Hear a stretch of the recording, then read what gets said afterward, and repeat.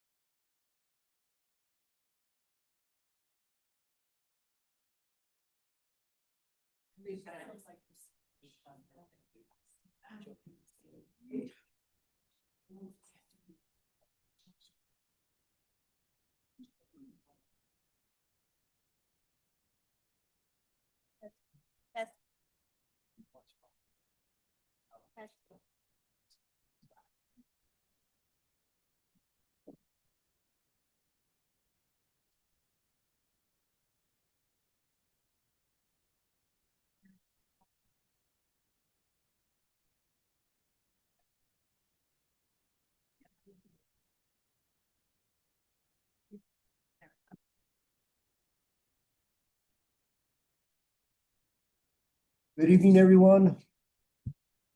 Good evening. Thank you for joining us this evening. Nice to see some people in the audience. We are here for a Taos Municipal School Board of Education regular board meeting. It is Thursday, October 9th, 2025. For the record, it is 6:10 p.m. I would like to go ahead and call this meeting to order. Can I please get a roll call? President Flores, Present. Vice President Spray. Here. Secretary Trujillo.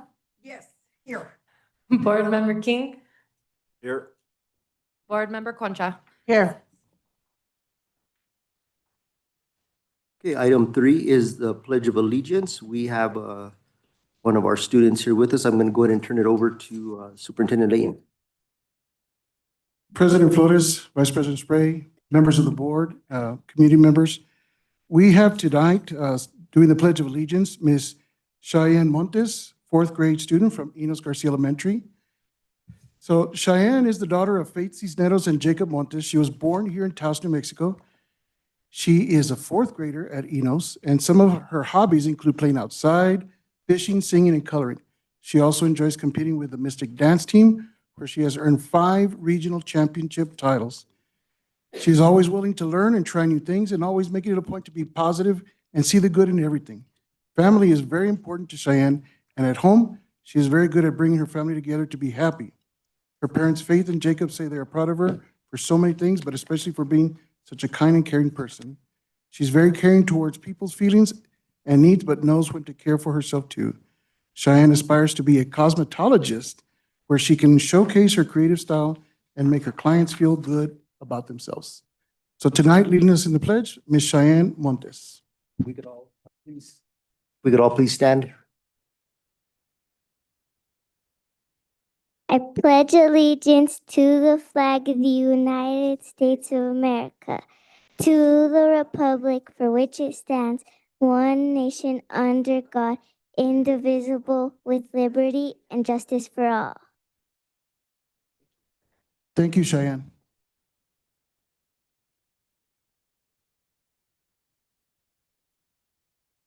Next, leading us in the land acknowledgement statement, we have Ellis Marcus. Ellis, you want to come up, please? He's also a 4th grade student from Enos Garcia Elementary. He is the son of Andrew and Ariel Marcus. In his spare time, Ellis enjoys playing in his trampoline at home. His favorite subject is mathematics. Good choice, a former math teacher. Ellis aspires to be a police officer when he grows up. Let's give a big round of applause for Ellis Marcus. Sorry, no. You're good. It is respectful to recognize the unique and enduring relationships that exist between indigenous people and the traditional territories. We acknowledge that we are on the historic homeland of the Red Willow people within the origin territory of Taos Pueblo. This acknowledgement will oblige as a reminder of our ongoing efforts to respectfully recognize, honor, reconcile, and partner with the Red Willow people, those land and water we benefit from this great valley today. Good job, Ellis. Thank you. Thank you very much, Ellis.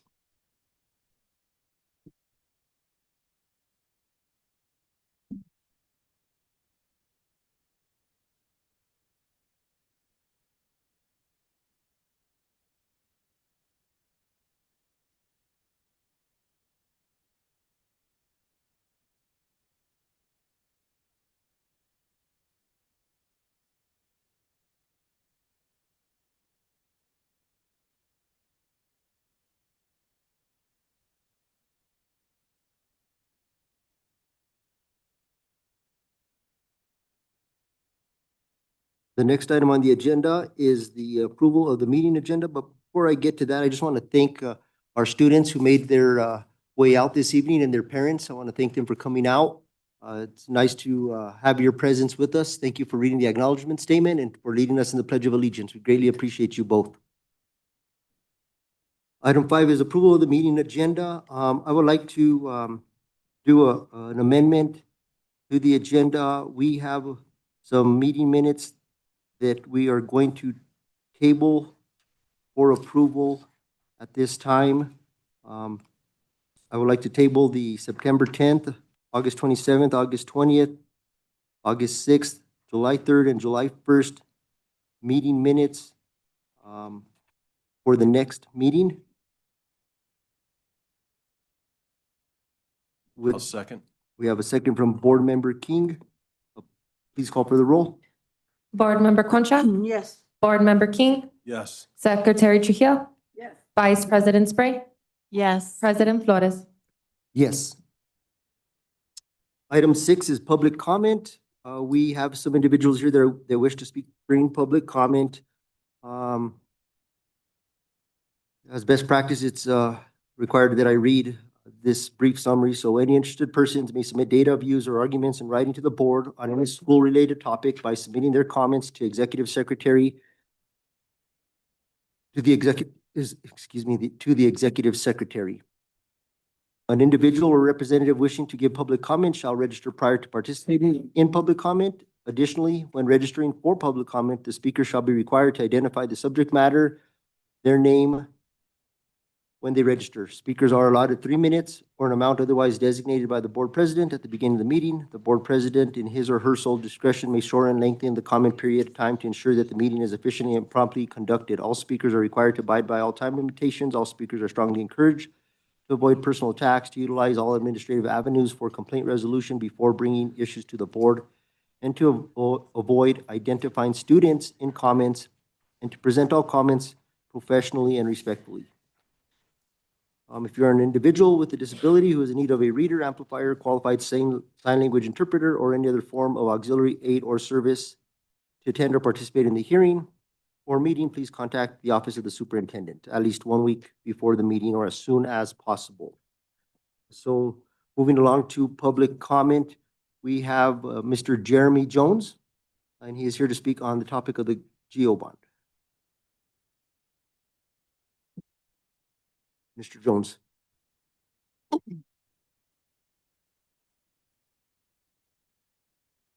Good evening, President Flores, members of the board, Superintendent Layton, members of the audience.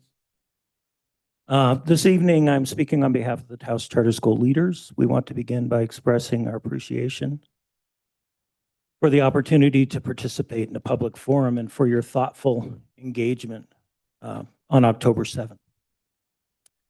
We would like to formally state our position regarding the general obligation bond. Just to add, Rich Gray Wolf would have also been here this evening, but he had a medical appointment. We recognize and fully support the need to prioritize the construction of a new middle school facility. We understand that this project is essential for the students and families of Taos, and that the district must meet the local match requirement to secure funding for the Public School Capital Outlay Council. We agree that the first priority of the bond should be to ensure that this construction project is funded. At the same time, in order for the charter school community to support the GO bond, we respectfully request a written addendum to be approved at the October 22nd Taos School Board meeting, so it is in place prior to November 4th vote for the GO bond. This addendum should clearly state the inclusion of Taos charter schools, state and district authorized, in the bond. We further request that the allocation of any remaining funds after the middle school facility project is funded be distributed equitably among district and charter schools based on each school's certified 40th day student enrollment, calculated as a percentage of the total student population in Taos. To move this conversation forward, in a collaborative spirit, we propose a meeting between the charter school leaders, the superintendent, and a non-quorum number of Taos School Board members. The goal of this meeting would be to reach clear shared understanding and agreement regarding the proposed addendum and the equitable inclusion of all schools in the district and state authorized charter schools. This meeting was agreed upon by the superintendent and President Flores on Tuesday, October 7th, special meeting. President Flores proposed the week of October 13th for this meeting? In addition, we would like to include a correction from Tuesday evening. The Anansi Charter School main building is 65 years old. It has renovations and additions. However, the heart of the needs for the Anansi Charter School are in the 65-year section of the facility. There are issues in this portion of the facility that are similar to those identified at the Taos Middle School on a much smaller scale. In closing, we appreciate the board's continued recognition of the role charter schools play in serving Taos students and families. Together, we can ensure that all students, regardless of which public school they attend, learn in safe, modern, and well-supported facilities. Thank you for your time and your consideration. Thank you, Mr. Jones. Next on the list, we have Mrs. Nadine Vigil.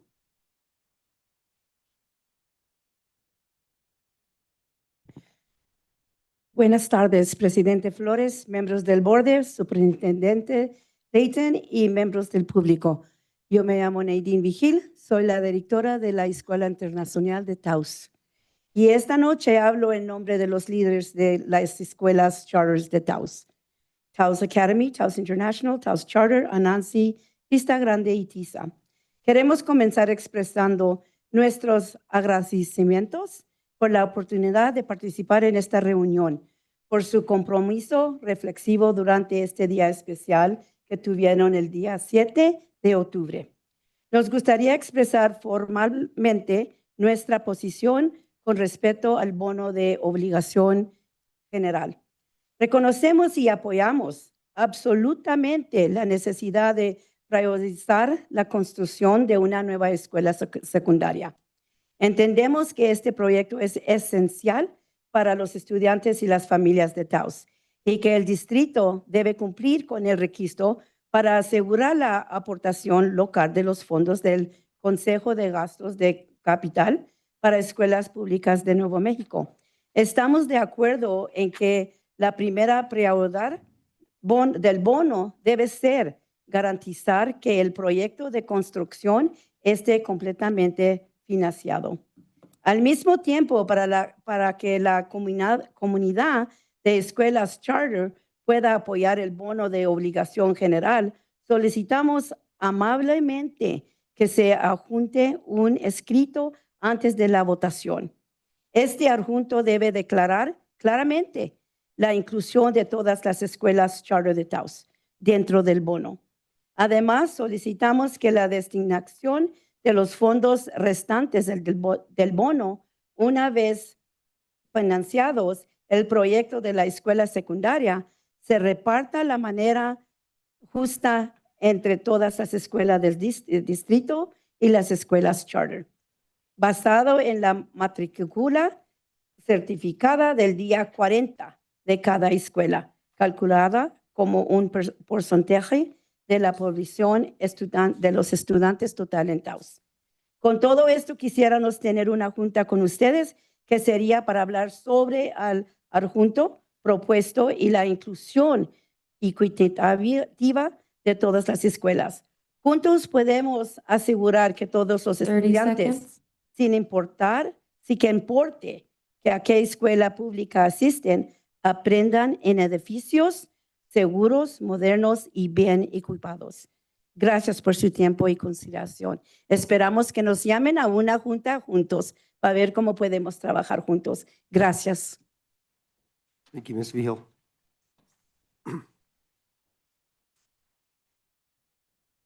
We also have, following Ms. Vigil, Reverend Jill Klein.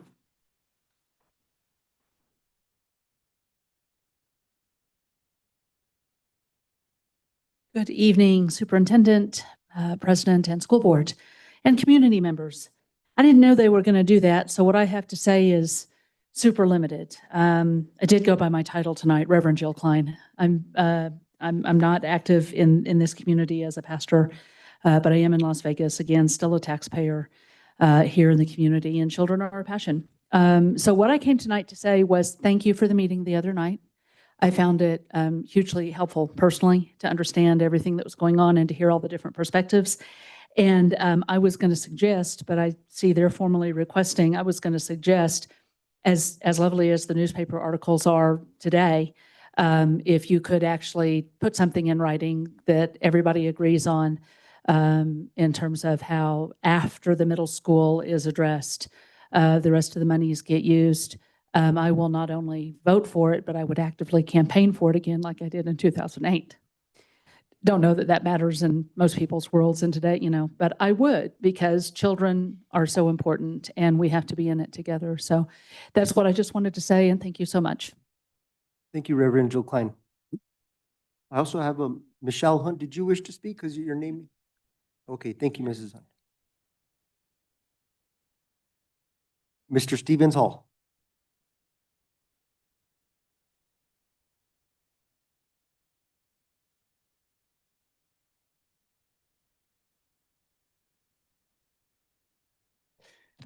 Buenas tardes.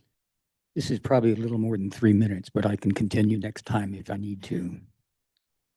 At Tuesday's board meeting regarding the proposed general obligation bond, almost everyone who spoke during public comment rose to speak about money. There was quite a turnout, many more adults than I've ever seen at any regular board meeting. But hey, we're talking money, not something so tiresome as school and student attendance or progress. I guess the thought is, better be there if you want what you consider your quote-unquote fair share of money, but don't be too concerned when school and student progress and scores are discussed, along with attendance. W.E.B. Du Bois said that among all civil rights, the right to education is the most important. Every child deserves the best when it comes to education, be it assistance, be it attention, be it money, whatever the need. Unfortunately, as a nation, we're prepared to spend trillions of dollars on weaponry, and we do so almost without question, and then we argue over funding for education, among other needs, as we censor education and work to dismantle the Department of Education. Having expressed my concern for all children, the community of children, I have always been and remain skeptical of the need for and value of charter schools and don't consider them truly public schools. Nothing I've read regarding public versus charters indicates that they are in any way substantially better than public schools. And I don't like the fact that it's difficult to compare them based on the manner in which they're run. In reference to the bond proceeds, the director of Taos Academy said in part, according to the October 2nd Taos News on page A3, quote, "None of our kids will receive any benefits from that because it only goes to the schools in the district, not the charters," end quote. My quick answer for Taos Academy is try joining the district. The same article quotes the director of another charter, state-chartered Taos Integrated School of the Arts, speaking of lease assistance funding, who said in part, quote, "The rest of that money is coming in from our general operations in order to go ahead and pay for them," end quote. A somewhat vague statement begs questions regarding state funding and what does general operations encompass. The director of Taos International Schools said regarding the proposal, we quote, "We didn't even know it was happening until it was a done deal. They actually started in May. It was completed in June," end quote. To the extent the charters, especially their directors, their CEOs, their leadership, end quotes, to the extent they feel dependent upon Taos Municipal Schools Board decisions, you charter folks should stay abreast of current events and attend Taos Municipal Schools Board meetings. Today's Taos News says in part on page 8, 30 seconds. quote, "State authorized charters said they learned the plan after it was well underway," end quote. Engage with the community writ large. It's all the more reason to do so and not focus just on your silo. I confess that I know little of the funding mechanisms for charters, be they district or state.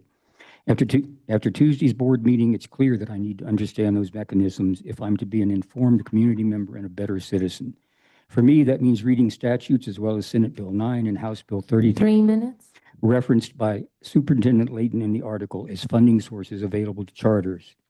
The New Mexico Secretary of State's office shows the business name of the charter school, Taos Academy, is Taos Academy Foundation, whose 3 directors are also 3 of the 4 officers, president, vice president, and treasurer of the foundation. And I'm not picking on anybody here. I started this afternoon, and this was just the first school I started with. One of the officers is also the agent for the corporation. As a business, specifically a nonprofit corporation, I'm certain the foundation is required to annually file with the Internal Revenue Service a Form 990, the annual tax return required of nonprofit corporations. Sadly, I could not find Form 990s anywhere on their website, nor were any audits provided. I believe that financial information such as Form 990s and audits is necessary and required in order to facilitate community understanding of the business and financial state of charter affairs. Remember, 4 minutes. Remember, Taos Academy, as well as all the other charters, I believe, are businesses. I'm almost finished. The Taos Academy website proclaims a 92% graduation rate and 99% course pass rate, and 2 years growth is advertised as, quote, the average progress a student makes in their first year with us, end quote. How is that, quote unquote, average progress assessed, measured? The website also indicates, quote, end of the year, and I don't know and wasn't able to find explanations for any of these acronyms. Quote, end of the year, NWEA MAP MAP scores, end quote.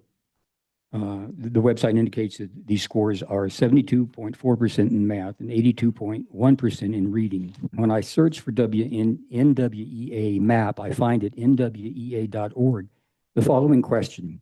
What does my MAP growth score mean, end quote? The answer, quote, your student will receive a RIT, again, another acronym that I couldn't find. 5 minutes. Will receive a RIT score for each subject. The MAP growth RIT score indicates one thing, the difficulty level of questions a student got right about 50% of the time. Because MAP growth is a computer adaptive test, it determines this by giving the student harder and easier questions as the test goes on based on how the student performs. Get a question right, the next question is harder. Get it wrong, and the next question is easier.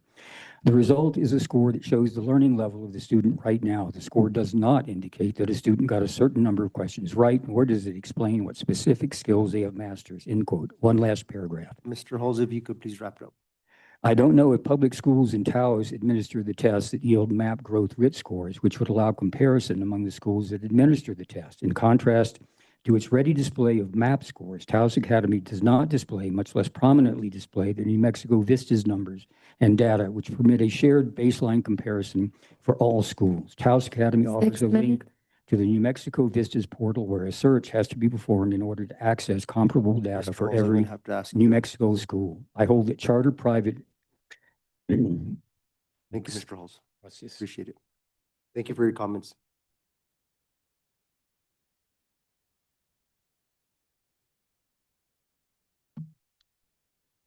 Item 7 is the consent agenda. We did table the board meeting minutes of September 10th, August 27th, August 20th, August 6th, July 23rd, and July 1st. Remaining on the consent agenda is the regular board meetings for May 8th and April 16th, 2025. I would like to go ahead and make a motion to approve the regular board meeting minutes as stated. Second.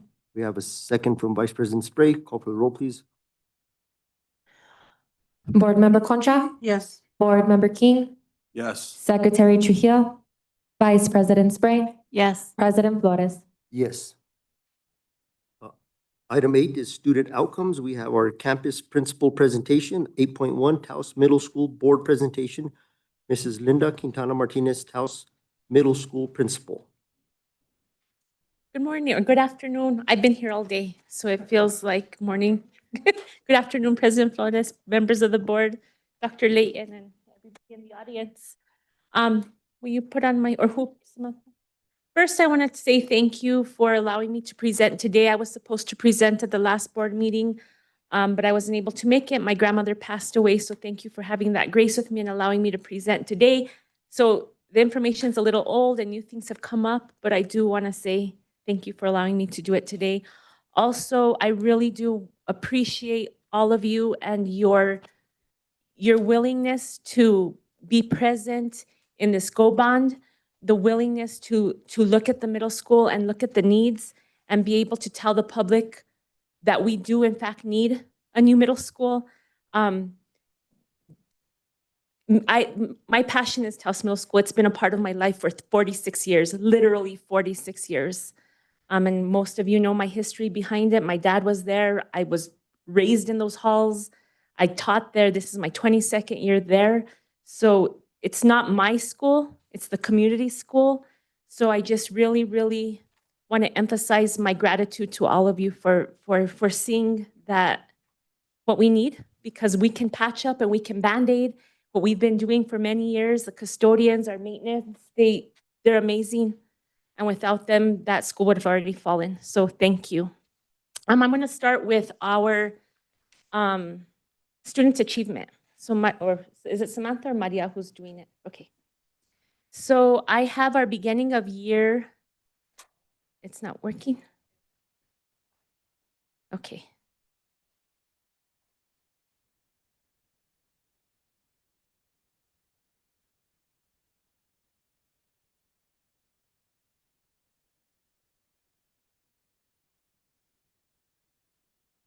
There we go.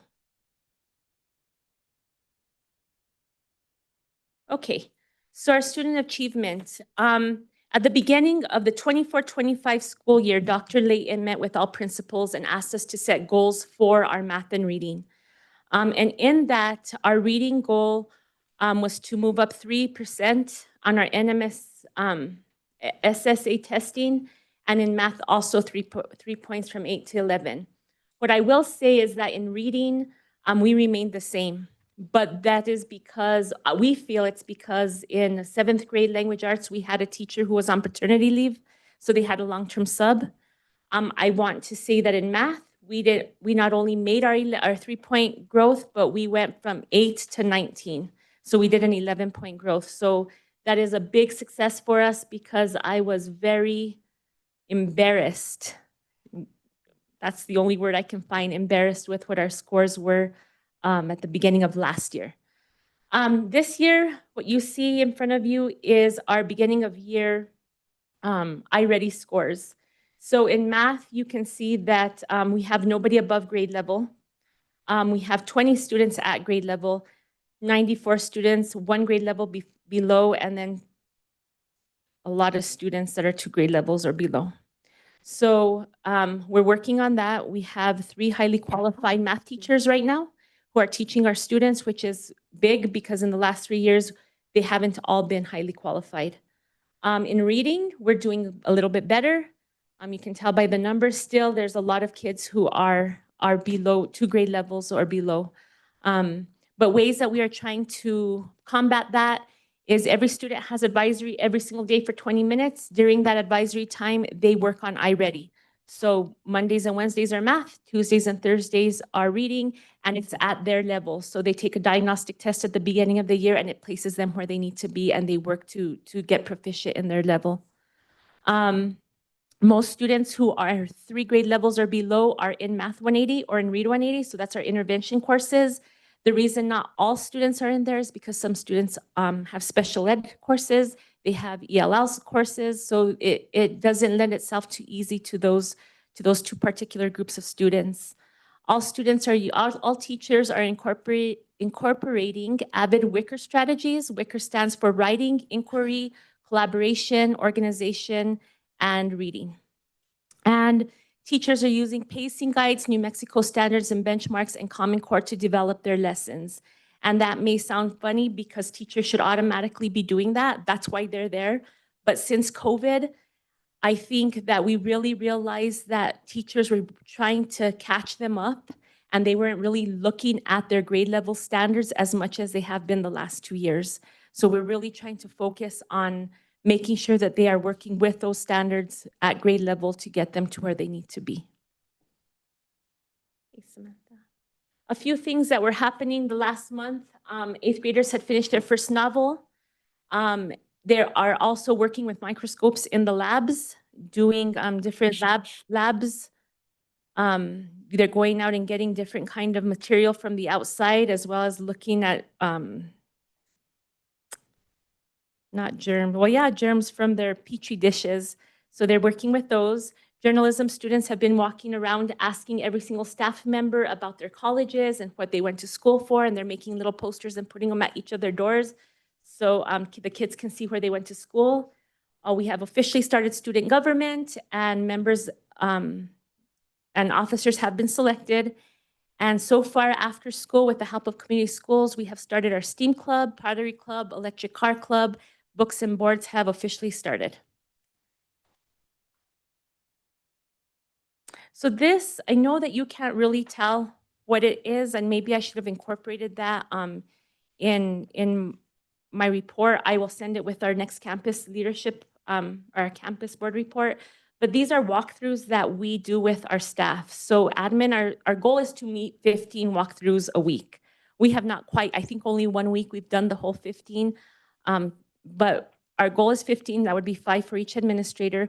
And we're focusing on 2B from Elevate New Mexico, which is establishing a culture for learning, and 3C, engaging student in learning.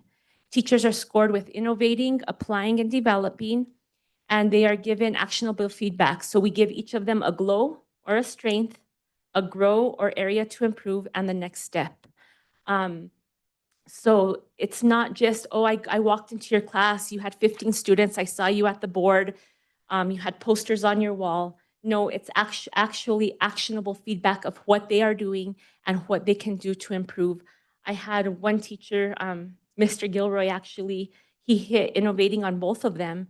And how do you improve innovating when you're already that high? But there is ways, and it was just adding that next for your next lesson, maybe you can add this. So it's keeping us accountable as to what we're seeing in the classroom and with our teachers, and it's keeping them accountable because they already know what we're looking for, and they have this available to them at all times. They know what we're looking for in that. Family and community, open house was held on September 9th. 142 families were in attendance. The New Mexico State Police, they're right next door to us. So sometimes they'll call and they say, can we go run your track? And one day, Tanya Arguello, she's our PE teacher, had the kids running. They were running as well, and they came and brought them Capri Suns the next week, so they could have during that time. So that's a picture on the bottom of the kids drinking their Capri Suns. The Lions Club Vision screening came in, and they screened 292 students. Out of those students, 76 were referred for glasses. STEAM Club attended a field trip to Paseo that Friday that it happened. And our Taos Middle School cross country, along with the high school cross country, participated in the Main Street Meet Me at McCarthy's. And then the last one, our systems, operations, policies, and procedures. So restorative practices are in place before harsher consequences or detentions or suspensions. So this is really important because Mr. Chavez, who's our vice principal, he deals with 80%, 85% of the discipline. And we go by our discipline matrix, and he's been really open because I believe our district is moving towards restorative practices in looking at ways to not be so punitive with our discipline, but be corrective, have corrective measures. And he actually, and what I'm going to have him start doing in our board reports is giving a behavior data. Because what he looked at from last year for September, and last year in September, we had 164, I believe, discipline write-ups in Panorama. This September, we only had 67. So it's a huge difference in how our teachers are handling it in the classroom, as well as how we as administrators are handling it. That picture that you see there, and I'm not sure if you can really see it very well, but that's Securely. And that's Maria's doing. So she has set me up with being able to view every single student's computer. So randomly, I'll open up Securely and I can see what the kids are on. What I started doing is during advisory, when they're supposed to be working on iReady, reading and math, I can see if they're on YouTube. I can see if they're on a game. I can see what they're on, and I lock their screen. So I lock it from my office, and when they go up to the teacher and tell them, I can't get in, they say, well, why? Well, I don't know, something happened. They look, they know I locked it because they were on something. I even had a student, I warned them and I said, do not get onto YouTube. You should be working on iReady. And they said, okay, what did they call me? They gave me a name. I can't remember what the name was. So I locked it. So we got on the intercom and said that I can't remember what the name was that they called me. I'll remember and I'll put it in my board report. But that's what they call me now because I'm checking and I'm locking them. Panorama continues to be used to document both positive and negative behaviors, as well as keeping logs of parent and/or student communication. This has really played a big, huge, it's been a game changer actually. When parents come in, we print it out, and it's not just the write-ups that teachers are putting in, but if they call and say, I called so-and-so's parent to let them know that they had a great day today, or so-and-so was not on task, so-and-so fell asleep in class. It lists, every time a teacher documents it, we can pull it up for the parent and say, this is every time the teacher has called you or attempted to send you an email and you haven't responded. And then teachers are really leveraging the use of instructional materials and district support curriculum. And the reason I put that there is because oftentimes as teachers, I did it myself, we go off and we start using teachers pay teachers, or we create our own lessons. And I think it's really important that you know that the money that you have spent for the curriculums for our school are being used. And that's their first resource that they use before anything else. So I stand for questions. Does the board have any questions or comments for our middle school principal? Member Concha. I'm glad you brought that up, the restorative practices. I was actually on a meeting this week with House Alive, and I had a parent come on who spoke about their child being consistently suspended for vaping. And the parent, there's always two sides to the story, right? And so she was a little bit frustrated because the student is being bullied at school. And of course, he's going to give the excuse that he's vaping as a coping mechanism. And so she was, like upset that there was no wraparound services to help him address that need for support, being bullied and whatnot. Her claim was that she did let teachers know whatnot. I don't recall her last name, but I did make a note that I wanted to follow up with this parent, but I don't know if the schools run on a tier related for the offenses, like, being suspended for vaping versus being suspended for something violent. We do have a tiered progressive discipline for any incident. Once we have, if I can speak to this, once we've completed, all schools have completed their restorative practices, we're going to add those to the discipline matrix. So the whole district is following the same guidelines.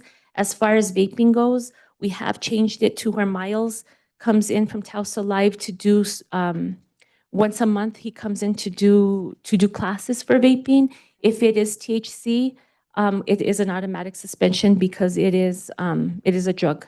Yeah, But for so- nicotine, we're trying to go a different route. Yeah, the increase in education, I think, is super important, as Yes. well as, offering the support to the students, whether it's bullying or academic struggles, anything like that. And then also I think I've mentioned it before at a school board meeting, is the reintegration process after a suspension. The child could be gone a full week and then they just return and that's it. I think there should be a little bit more follow-up or wraparound and getting them back into the classroom, whether it's with peers, teachers, homework, socially, whatever they were suspended for, more reintegration. Again, it depends on the circumstance. If it's a one-day suspension for multiple days of, or multiple times of having disorderly conduct, then they may just come back with a meeting with the parent. If it's something bigger, like there was a fight, we hold a mediation between the two students with a social worker, whether it's Joey Silva or Angela Romero. So again, it just depends on what the suspension was for. Great, thank you. I just think that's super important. Like you're saying, not to be punitive and to just really address the root causes of what's causing these infractions. Right. And working with the whole family, including the parents. Thank you, Member Concha. Hi, thank you for your report. I always love the reports for middle school. You mentioned a gentleman who you thought 80% of the time or so he was working on the restorative practices. Mr. Chavez, he's our assistant principal. That's who it is. Oh, not He's Nando, yeah. okay. Okay, I didn't know. He's who a- it yeah, was. I was yeah. curious. Thank you so much. Yes. That was it. Board Member King. Nice. I appreciate Mrs. Martinez. It's very encouraging. Is there any ideas that you're trying to, you guys have where the kids are at the bottom in regards to 3 levels? So one thing that we've talked about and the language arts department is doing is they do some do nows. So that's at the beginning of the class when they're taking attendance and getting the class going. All the students are responsible to do whatever's on the board. or whatever's in Canvas. And some of the do nows are focused on where each grade level is lacking, because they're all different. Each grade level has their different barriers. So I think for 7th grade, it's informational text. So they've been focusing on informational text for every single do now for this last 9 weeks. Next 9 weeks, it's going to change. Do you guys have civics? We don't. I Yeah. think is that 9th We grade? talked about It's that. 9th grade, yeah.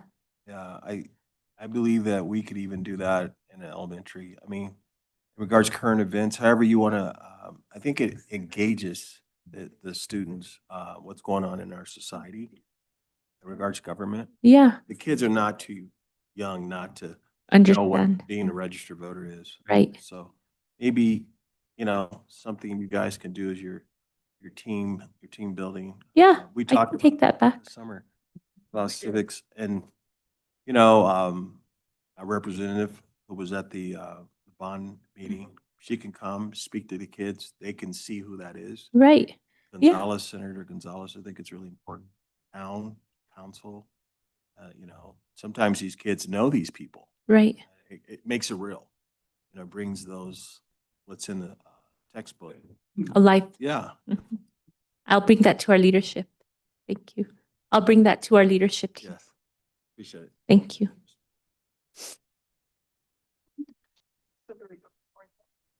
Thank you. There's a lot of thought that goes behind it.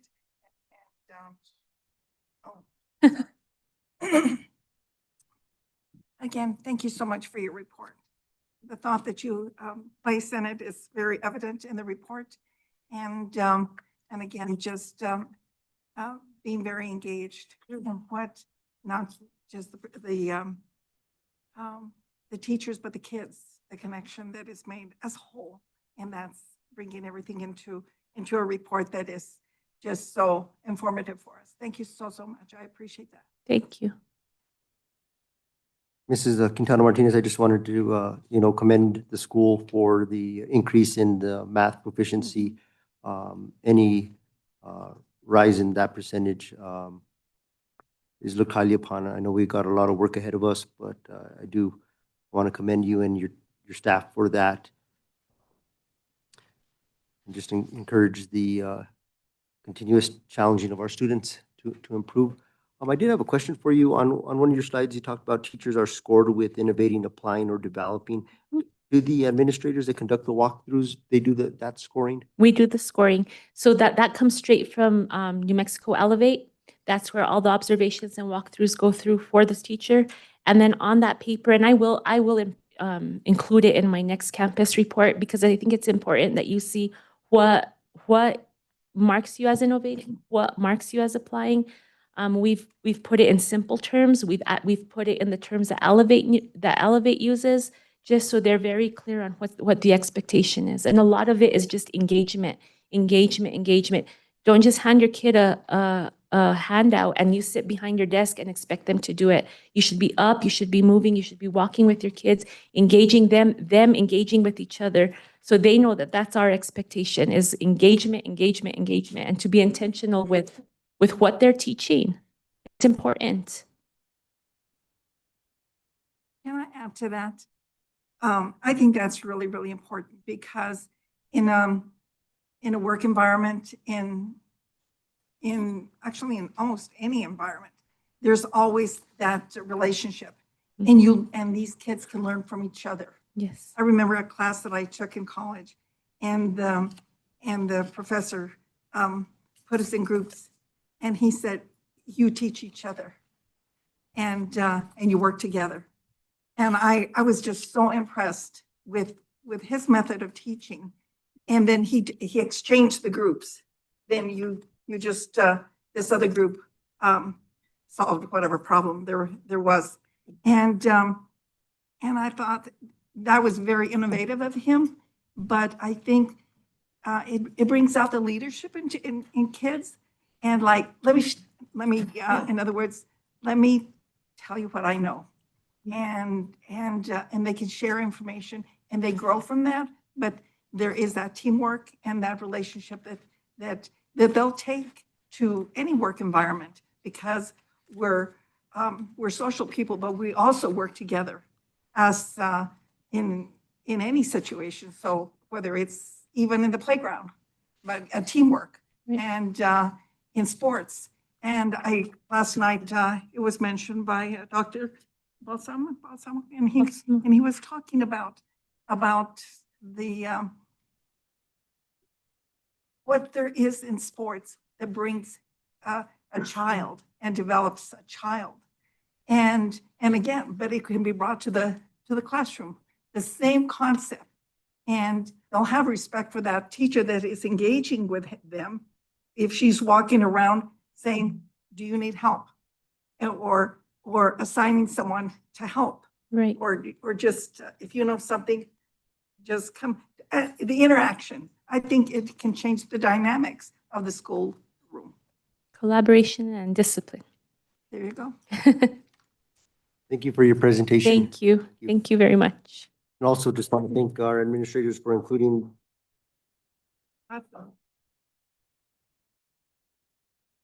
and want to thank our administrators that did include their reports also in the board packet. Thank you for the work to provide the information to the board. President Flores, I had a question on one of those. Please. Thank you, President Flores. I may have missed this, but it says that in the Cyber Magnet report, it says that the teacher director position remains open. That's going to be up next. Point three, we could ask her. Oh, you're gonna do that Yes. separately? So Oh, I didn't we know have you a wanted to do that campus- separately. Those are Yeah, campus forward boards for report. review. Yeah. Okay, go ahead. I'm Okay, sorry. okay, that's fine. For once, I wasn't jumping ahead. And Dr. Cherry, how do you say it, Malake? You are the special ed director, are you not? Did I miss something that you're doing Cyber Magnet also? I agree. Is that, thank you, because I was just confused. Thank Yeah. you. Is that what's happening, is you're overseeing Cyber Magnet right now? Yes. And special ed? Yes. Oh, how do you like that? Well- Do you spend the weekend here?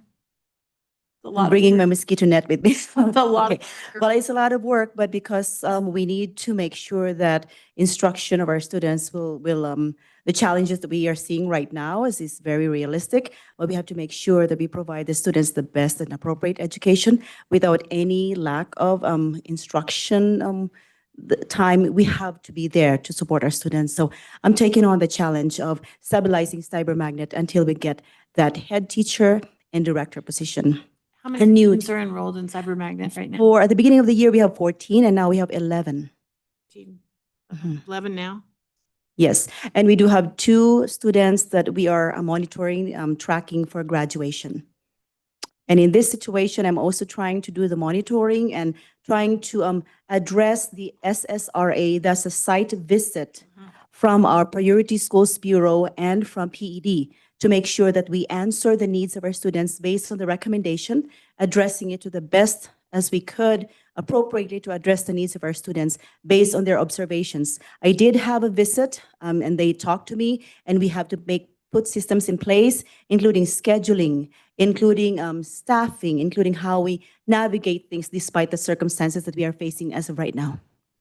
Okay, and in your role as special ed director, do you have an assistant who's helping you with, do you have an assistant director or someone that do you have any No, backup I do there? not have yet. The position for compliance is still open, and we Okay. are waiting for applicants. So at the same time, I'm taking care of pre-K, I'm taking care of Cyber Magnet, and a lot of things because we just need to make sure that all students are being serviced despite the You're taking care of circumstances. pre-K also? Yes, ma'am.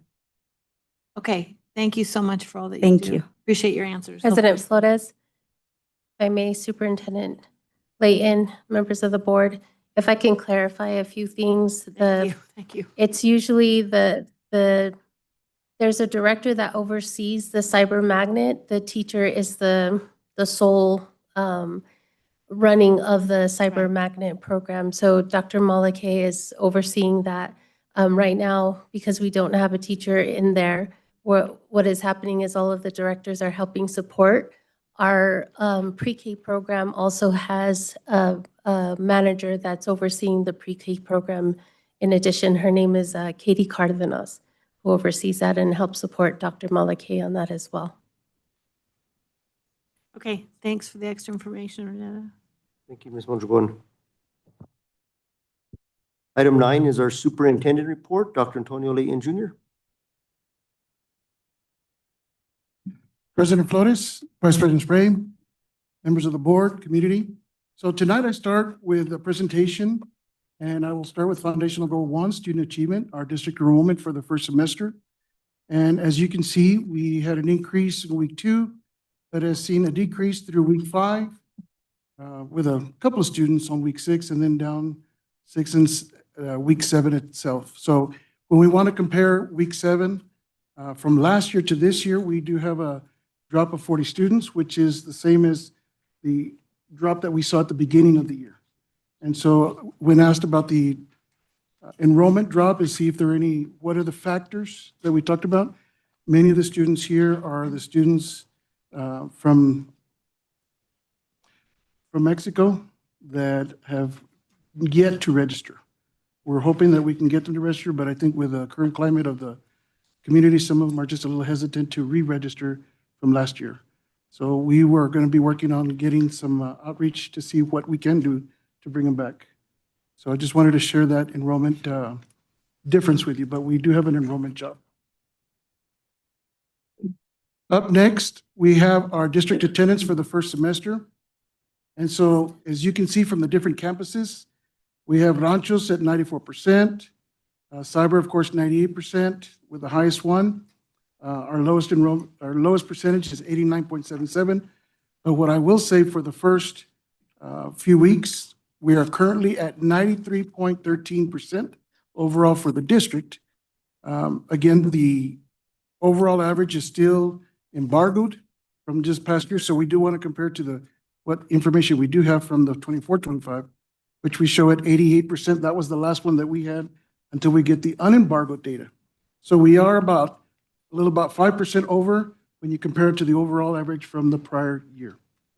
So for those students that are here, as you can see, we are having an increase in attendance on a daily basis.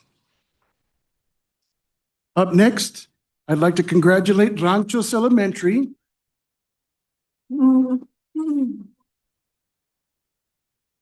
Of course, and Cyber Magnet as the highest attendance for all our students. And so as such, the ice cream will be coming your way in the upcoming months for the kiddos. So next, we will talk about the highest staff attendance. I'd like to also congratulate Ranchos Elementary.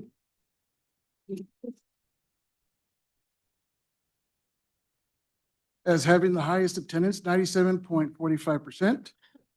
And so what I'd like to say that, of course, not just the ice cream will be coming your way for the kiddos, but the burritos as well for your staff.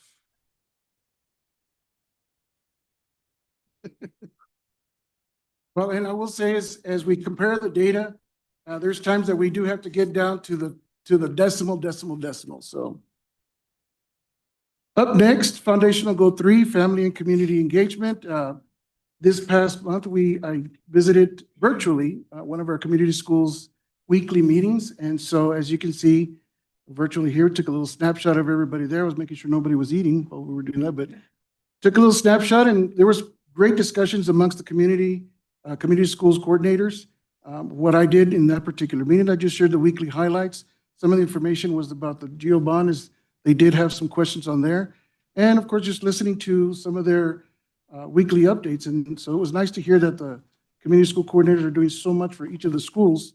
What I wanted to share is that our coordinator, Raul Gonzalez, our district coordinator, is moving along just fine as far as ensuring that we have our weekly meetings or the community schools and providing a platform for input, as well as providing the input for communication that goes two-way between the campus sites and the district. Lastly, foundational goal 4, culture, climate, wellness, and school safety. At our last meeting, there was a request from one of our board members, Member King, to look into the systems for technology about Evolve.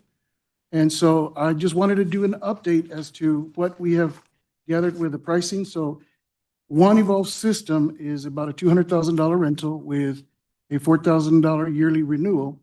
And so just looking at the cost for all the different places, and the school, including the school sites and our campus, our district administration building, we would have one for the admin, one for Taos, one Ranchos, one for Arroyos, two potentially for Enos, because you have two separate buildings, the main building and one for Enos. Of course, there's a recommendation for 2 staff per system, one to look at it when it talks about who is bringing in what, and then, of course, 1 staff member to do the searches or to do the collections. Now, obviously, for small facilities like ours, administration building, it'd probably be 1 with a low traffic.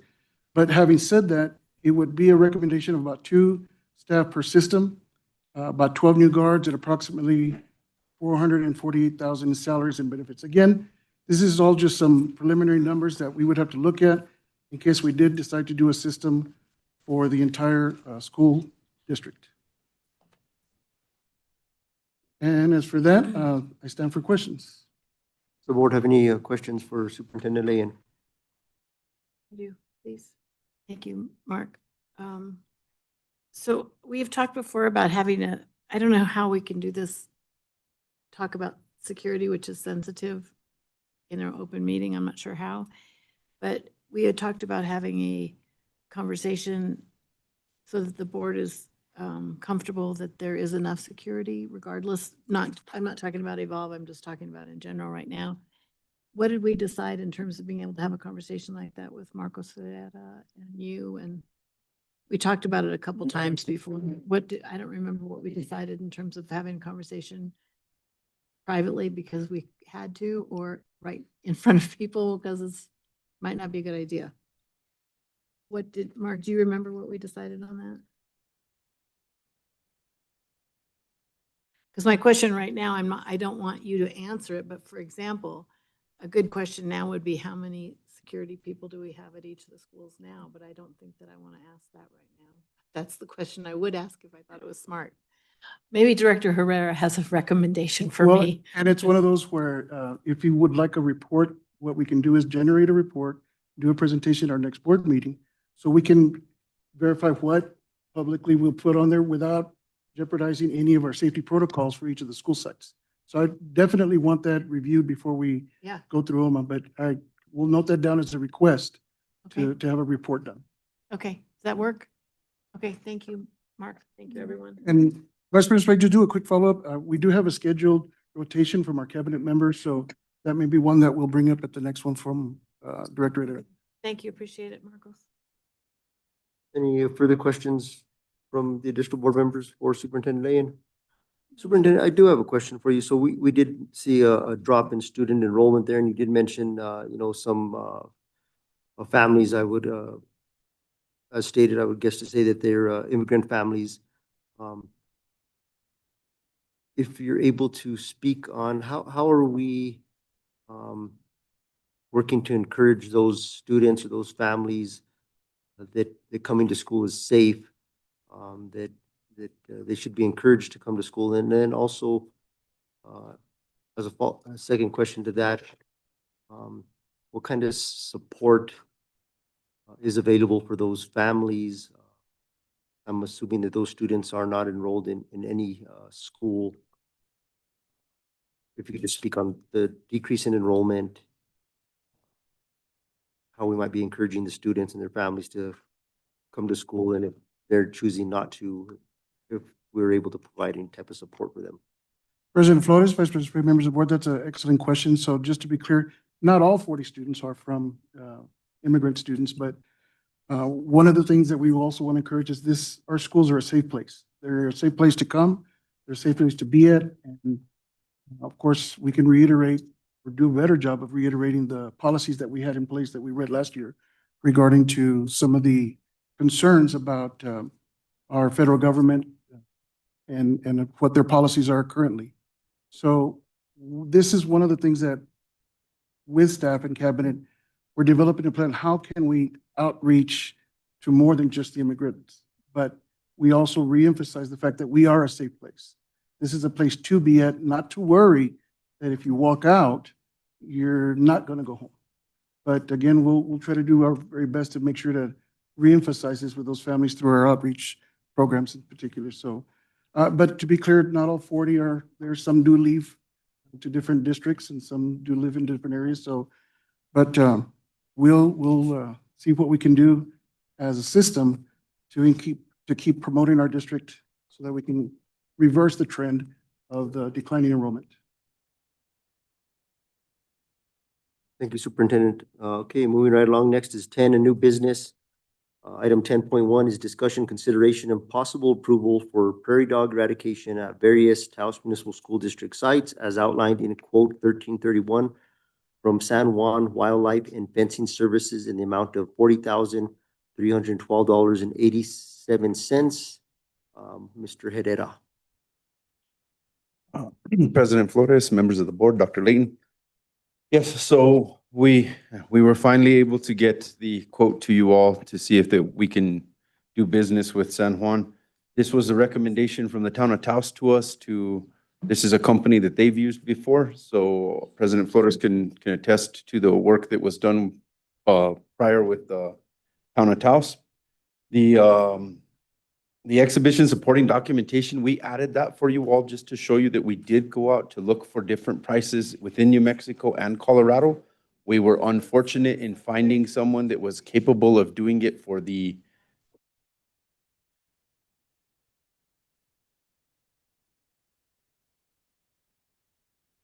What's happening?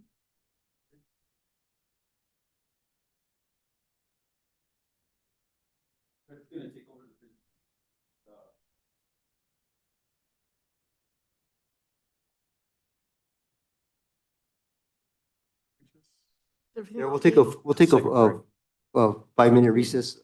Motion for recess. Motion I'll to take a second. 5-minute recess. Okay, a motion from Member Concha, a second from Board Member King. All in favor? Aye. Aye. Aye.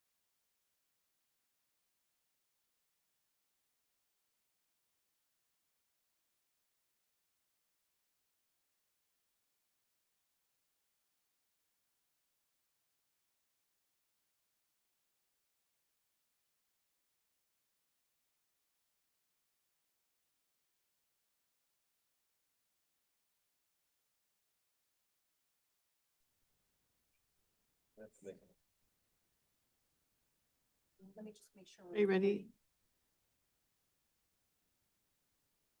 Yeah. Just a reminder to the board that I am a police officer, so when something happens like that, it is my duty to respond not only as a police officer, but as your director of security. So I do apologize for having to walk out just now. Yeah, no worries, Mr. Herrera. Thank you. Motion to reconvene. Second? Got a second from Vice President Spray. Call for the roll. Board Member Concha, Yes. Board Member King, Yes. Secretary Trujillo, Yes. Vice President Spray, Yes. President Flores. Yes. Okay, so we finally got it to you guys to try and get us approval so that we can start the process of getting rid of most of the prairie dogs. And I say most because this company does give us an 85% rate, given the fact that we are adjacent to other properties where it's common that they could retreat to those places during this process. As I was mentioning, we did look for other people, other companies within New Mexico and in Colorado. The only company that came close was Colorado, but they could not do it because of the licensing that the state requires. So the company that we're dealing with here is licensed for New Mexico. So San Juan Wildlife, they're good in both places. So with that, I yield for questions about TUSAS. Not the other part. Does the board have any questions for Mr. Herrera regarding the item in front of us, discussion, consideration, and possible approval of prairie dog eradication at various Taos Municipal School District sites as outlined in the quote 1331 from San Juan Wildlife and Fencing Services in the amount of $40,312.87. President Flores? Board Member King. Oh, sorry. Yeah, I said, Mr. Herrera, were you able to actually get any references like? Town of Taos is actually the reference that we took on this. President Flores's recommendation was on behalf of the town of Taos at the time and not the president of the board. So our recommendation actually did come from the town of Taos, who has already used San Juan Wildlife. Okay, yeah, because I know this is, the prairie dog issues definitely is not isolated to Taos, and it, for some reason, back my mind, history in regards to Colorado was successful. So it's good to know. It'd be great to have our facilities back without the prairie dogs. Yes, sir. I just have one more.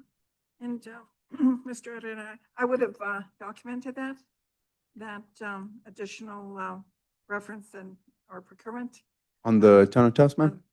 on It's stated here, the additional companies that they contacted. Okay, then Yes, we actually added that just because we knew that was going to look a little strange. I just saw this and I thought, well, it would have been good to have had that language there, but that's okay.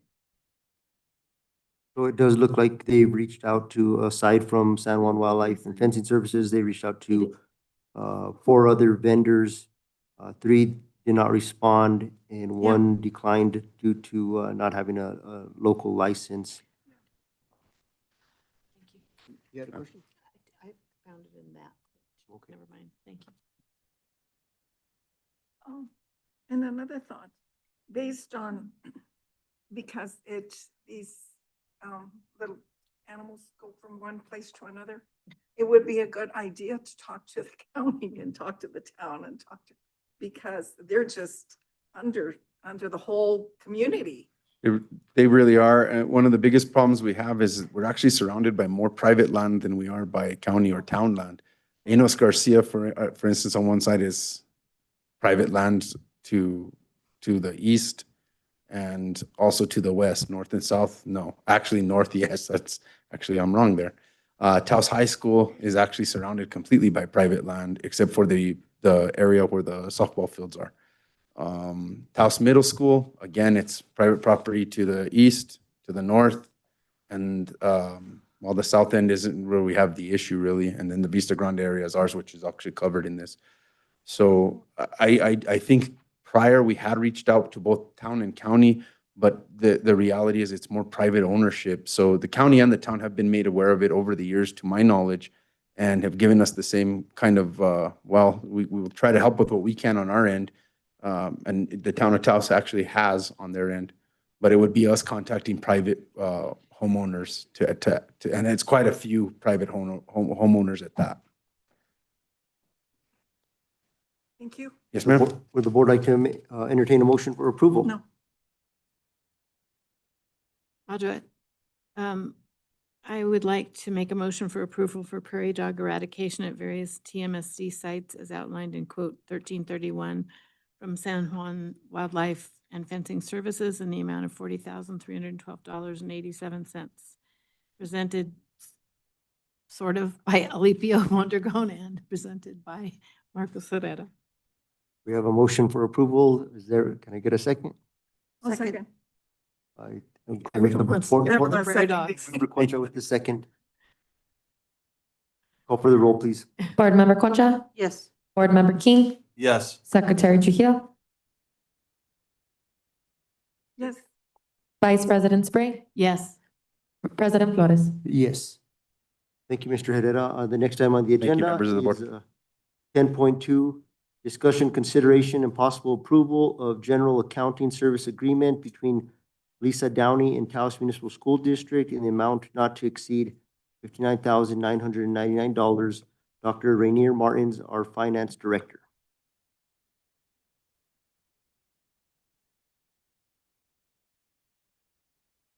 Good evening, President Flores. Good evening, Vice President Spray, Secretary Trujillo, Member King, and Member Concha. Thank you for the opportunity. I requested this extension of the contract because Ms. Downey was, I believe, hired for 30 work days. So that means more or less, or exactly 240 hours. And we are almost at the limit of these 240 hours. This is, for me, essentially very important to keep the books. So as I told the hiring committee, I believe I am and I will be a very good director of finance. However, I'm not a bookkeeper. So let it be now deposit slips, let it be time data entry, let it be payroll data entry of daily workers and so on and so forth. This is really a lot of work and I need support for this. Additionally, she has proven to me here in Taos that she knows visions in a way which is fundamentally important. So the main reason why I say that, as you know, Taos Municipal Schools paid several contractors in bookkeeping in the past, correct? And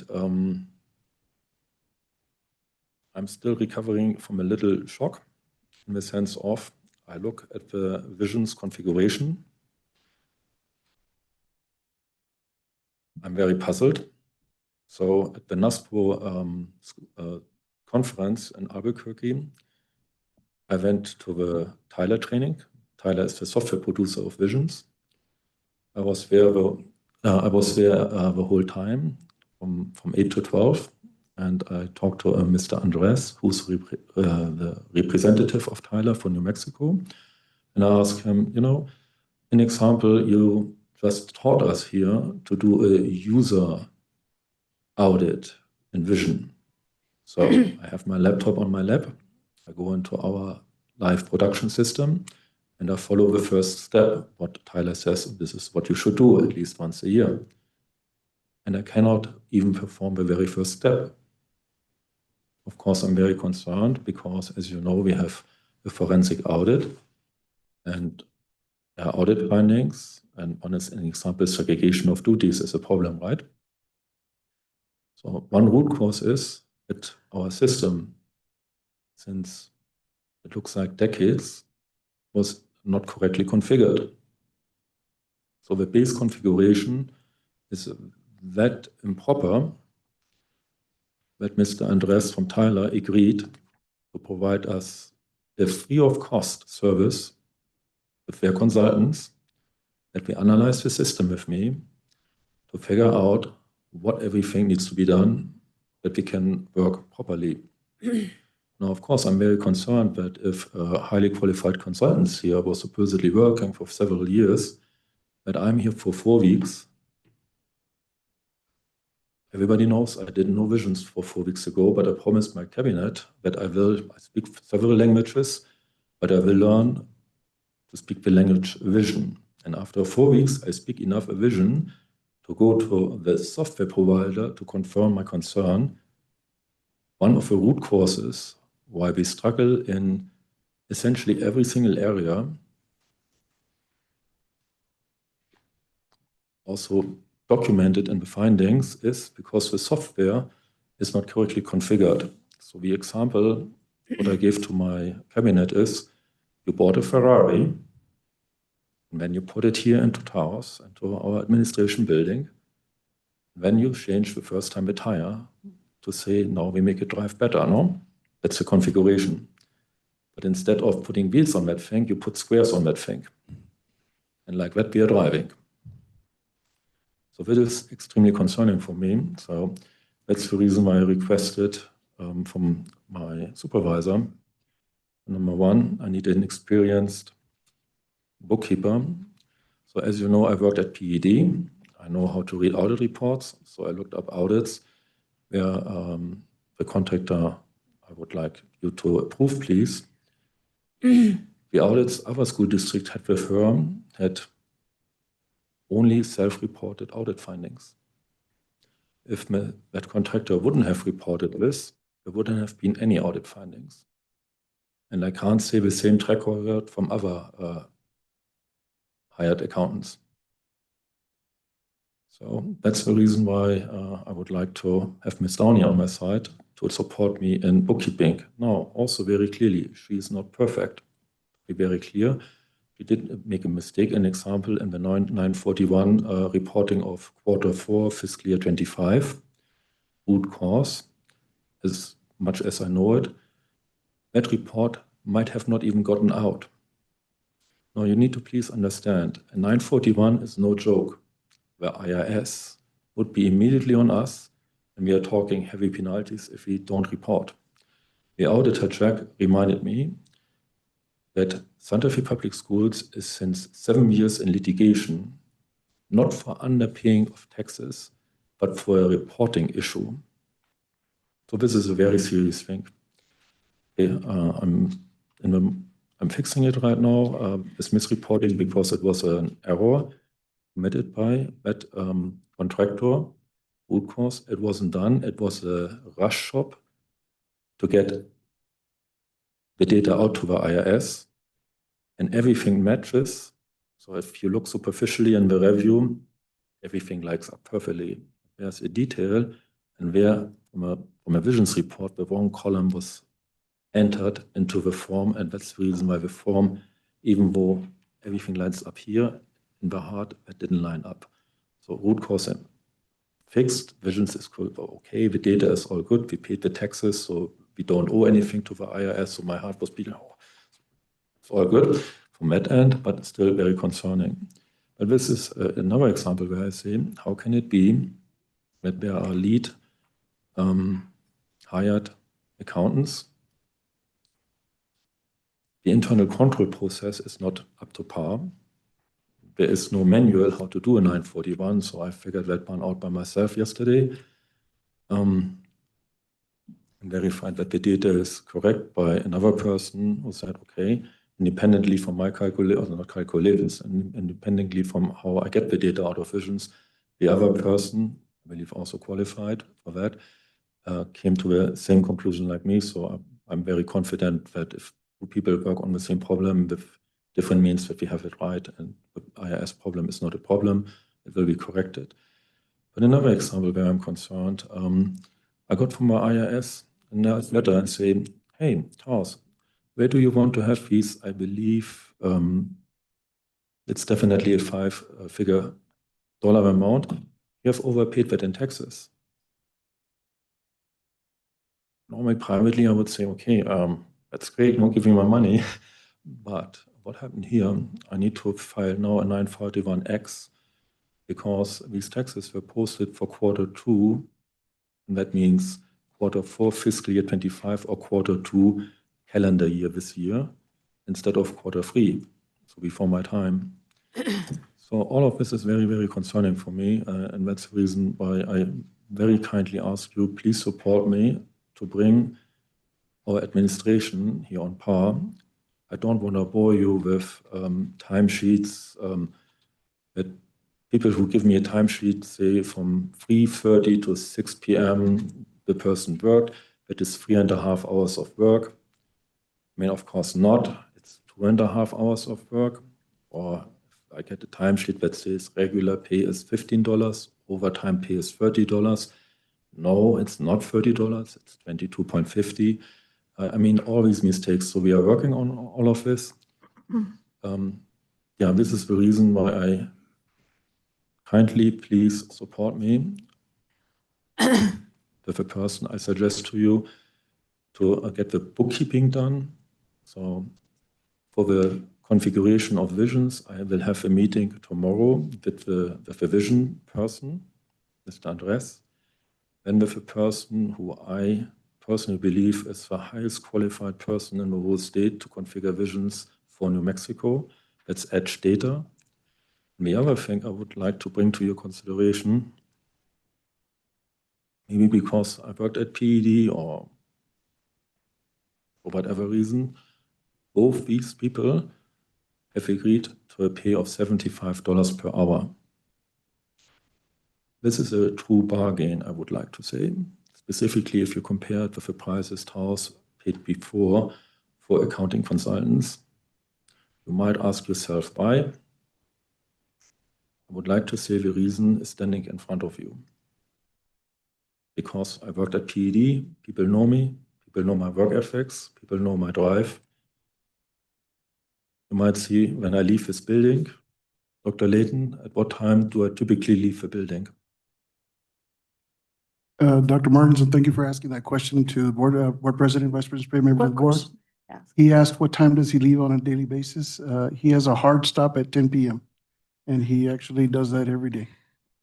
So thank you, Dr. Burns, for asking that open-ended question. I'm very committed to our school district. I'm very committed to the school board to deliver you excellent work. It's so much work that actually I would like to have some more hours, but that's the maximum my body can give that I don't burn out. And I don't want to burn out. That's not helpful for anybody. But please help me. I need a team to support me. Thank you, Dr. Martins. Does the board have any questions? I just wanted to clarify with the original scope of work and the amendment, we're asking for an increase of from $70 to $75 per hour. I don't know what the original agreement is. I'm sorry, $75. If I've been told the other consultants are above $100 per hour. Superintendent, how much is it? The other consultants, as far as I know, charge over $100 the hour. The typical consultant, also for visions, in examples, $150 and up. So Member Concha, President Flores, Vice President Sprague, what you have before you is the original. That's why that way you can make a comparison. So the original was 70 an hour, but yes, it is to 75 per hour. So there's a $5 increase over the previous agreement to this one. But I'm also seeing that this says that it's an amendment. It's an amendment to that. Is that an amendment to the original contract? So it would be tied together if it's an amendment? Yes, it has to be. No, I mean, that's the reason I don't do shady stuff. So this person is working for us. So it would be an amendment to a current contract. And that's the reason why I said, look, I will not be working with a contractor anymore if I do not have your backup, because it's an extension of a contract, yes. Okay, but the scope of work then would be also everything that is outlined in the original contract, correct? Plus what's in the new there's an expanded scope. Expanded scope. It's Yeah. just an expanded, okay, just making sure that that's what it is. And then the compensation and expenses. Again, the travel reimbursement. Is she not from here? I mean, where is she from? She is not from here, but any consultant who work. Travel from? She is not traveling. No consultant will be traveling to Taos. we do not have the money to support travel. So I said, any consultant who works with me will need to work with me online. We are in such in a wise and financially that I say no travel. But the superintendent told me that I have 3 positions to fill. I told him, no, I have 1 position to fill for an account payable person and an internal auditor. This is what we are searching for right now. I needed to decline the offer from the superintendent to fill the other 2 positions because we cannot afford it. So Vice President Spray, Secretary Trujillo, Vice President Flores, members of the board. So in order to keep the reduced cost that Dr. Martins has been very, I will say, eloquent about making sure that we keep our reduction of cost low. He wants to do this, the majority of this virtually. Now, if there is a need to bring the consultant in here, we have to have provisions within there should there be a need. But again, going back to Dr. Martin's position is that he wanted to reduce costs as much as possible, so he wants to keep the consultant as virtual as much as possible. But I have one more question too, is what initially she was contracted to do, was that scope of work met? I mean, was it completed? Everything that was required of her in this contract totally and completely? Correct, ma'am. Everything that we asked of her, she did. What I will say is that we could have utilized her a little bit more, but we had also another consultant that was overseeing the component of it. But she did meet all the requirements that we asked of her. But we could have utilized her a little bit more if we needed to. But she did meet all the needs that we asked her before. And that's why I asked Dr. Martin specifically to review, to make sure that what we're requesting is based on the needs of the finance department. So I'll also refer to Dr. Martins on this one to see the request from Secretary Trujillo question. Has she met what you have asked her to do? Yes. Okay. And one more thing. I'll pass on this one for now.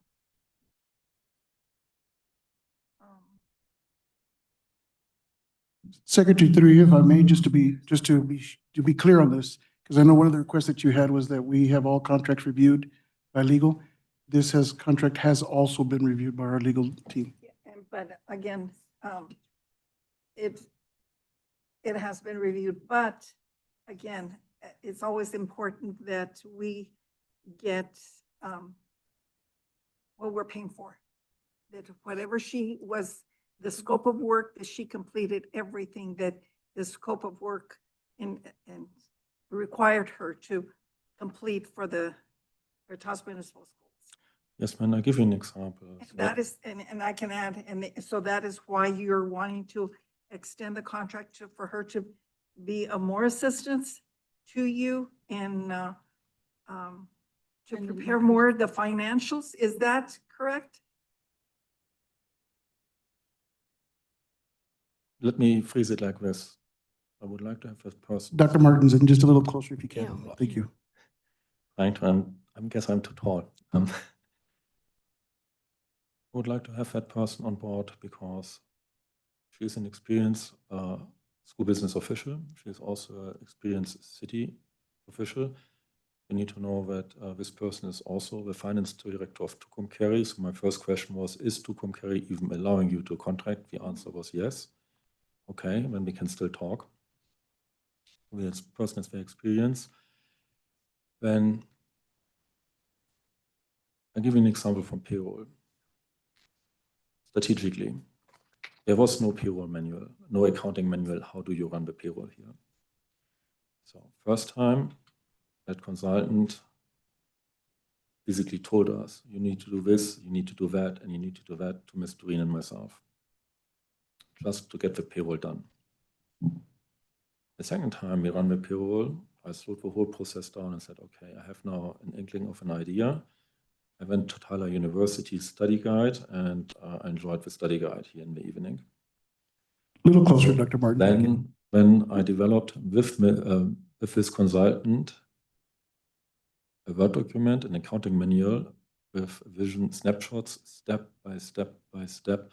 What do we have to do to process the payroll? Just processing the payroll, okay? That manual is around about now, I think, 35 pages long, but we get that correctly done. We need to be very careful with payroll, of course, because there's a certain point of no return in vision. So if you push this button, that's it. And that example also led to the thing, look, we never did a comparison between a payroll 5 and a payroll 6. So why would we do that? If a payroll 5 and 6 is significantly different, before we push this button of no return, we better don't push that and figure out the root cause of why is it different. So that idea came from that contractor, and I said, oh, yeah, I totally agree. That's a very smart move to do. So I developed an Excel that you only need to drop the data from visions, and then the analysis of this data change is different. All of this, I couldn't have achieved that without her. And the key here is that we have now a manual. So even if you would say you don't want to work with me anymore, it's there. Then, so excuse me for interrupting, but within that, we have also our other contractor, Maria de Hidalgo. Isn't she capable of doing any of this work that is, or is she working on something totally different? So To if assist I could you? just add, so from what I understand, our finance director wants to go in a different direction. Different than Maria? Well, additional support. I believe that he's asking the board for, he's asking for support. The finance department needs additional support in order to, We understand that. But we have questions. I have questions too. Did you get your answer? No. Well, he didn't answer. Sorry. She had a question for you. You didn't answer yet. May you please repeat your question? Because when I have not understood it. Being that we already had Maria de Hidalgo as our, as the consultant, wasn't she able to do any of this work? Look, I can just tell you Or is that it a different, or is it different? the work is hopefully the same, right? Because we need to run the same payroll, no? However, one consultant didn't do this. Can you Another speak consultant, more one loudly and consultant, closer to that? one consultant, since years on contract, did not do this. And the consultant I suggest to you works me on this. So there's a difference in the in how you execute something. If a consultant does it by the consultant themselves, and my people don't get trained, then that's not helpful. This consultant is training the people. So she is training because I told her very clearly, yes, you need to show us how to do this, but I will document, you will check my training document on correction. And that's a huge difference. I don't need somebody to get the work done. I need somebody to get the work done with training component, with materials developed, also to address account findings.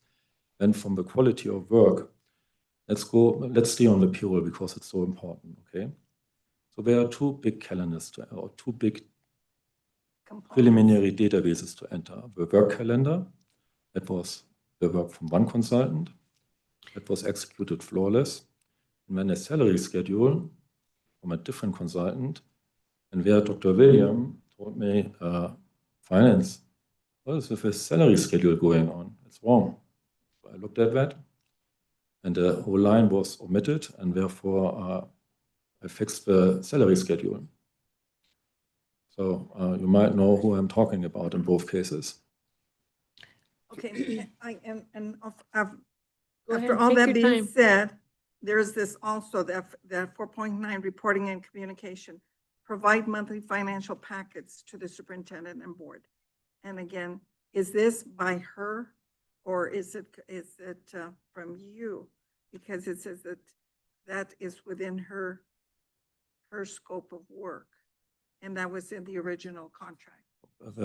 The financial reports are run from Visions, no, and once it's documented which financial reports need to be reported how, it's one thing. I mean, that's a technicality from my point of view. You just run the reports and we deliver that to you, no? The heart of the matter is, of course, the data inside the report. Is it accurate? So there an example, I was about two things very puzzled by contracted, I think there was another contractor who worked on the budget, which I never met. During this fiscal year. That's fine. That's okay. Doctor, I appreciate you elaborating on this, and I can understand that, that you're coming into a situation where, again, there's a lot to be said from the financial end of it, and there's a system that is in place that is not being utilized that could facilitate the process for you and everyone else, and they need to be trained. People need to be trained to be able to use that, and it covers the whole financial structure of Taos Municipal Schools. That's what you're telling us. And so this contractor has that expertise to be able to train and to assist the finance department in just making our financial reporting clear. And again, hopefully producing the reports that not only are essential for you as the finance director, but it will also help with the audit processes that are required and at the end of the year to be presented to them, because everything that they require nowadays has to be downloaded and sent to them. And so I can understand that, and I can understand the need for somebody that has this expertise. But what you're saying is that you're validating that this person is able to do this. Yes, ma'am. I have confidence. And I just want to second what you said. It is so important that we stop producing paper. We are not good in paper processing. Correct. And I guess no organization today is good in paper processing. So as another example, let's again stay on payroll. This week, 2 payroll employees, benefits and payroll, went to a visions training. It was revealing what was from one contractor undone. So in exact example, currently we are running only one payroll cycle for everybody. In the past, it was a payroll cycle to 29 employees and teachers. So now this is all commingled and I can't untangle that anymore. Yes. For me, it's a nightmare. I can understand that. That's okay. Board Member King. So is this the reason we've been, in regards of paying people delayed? And this is, you said, in regards to payroll is between, because I was curious. So the root cause for paying, people being delayed is clearly miscommunication and paperwork. So I'll give you an example of miscommunication. Many athletic workers worked, timesheets were done, and they were sent to the wrong department. Payroll, we never received that. So now on Thursday, when the payroll was done, I was so happy it was done. I went even to lunch. As an exception, I went to lunch and enjoyed my lunch for half an hour. It was fantastic because normally I don't do that. So I come back. My payroll specialist was, Rainer, we have this pack of timesheets just gotten from a department. I said, look, one person, I need 1 hour to clean up the basic configuration because the accounting strings are not correct. Just 1 hour, be able to start the 10 minutes or 5 minutes of entering the data. I went to the superintendent and said, Dr. Layton, I'm sorry, I have no chance to do this. But that was root cause miscommunication. The other root cause I already told you. You guys, hold on. Go ahead. We need to keep, Go ahead. it's a public meeting. The comments need to be directed to Dr. Martins. If you have a question, no side conversations. So one root cause, miscommunication. Another root cause, that was payroll 5.1 and 5.2. So that was my first payroll. 5.1 was triggered because somebody found some timesheets. Okay, we run it again. 5.2, somebody found a timesheet in an email buried somewhere. We need to get away from that. So I know that I said Visions is a fantastic software. We can configure that in segregations of duty. Look, I don't want to overpromise right now. However, the vision is the following. Right now, I'm trying to launch an Excel timesheet because we have 7 or 8 variants of timesheets. We need to standardize that tonight. So this evening here, I'm done with that. The data entry and the math is done by a computer and not by people anymore. So you can drive all of that in Excel.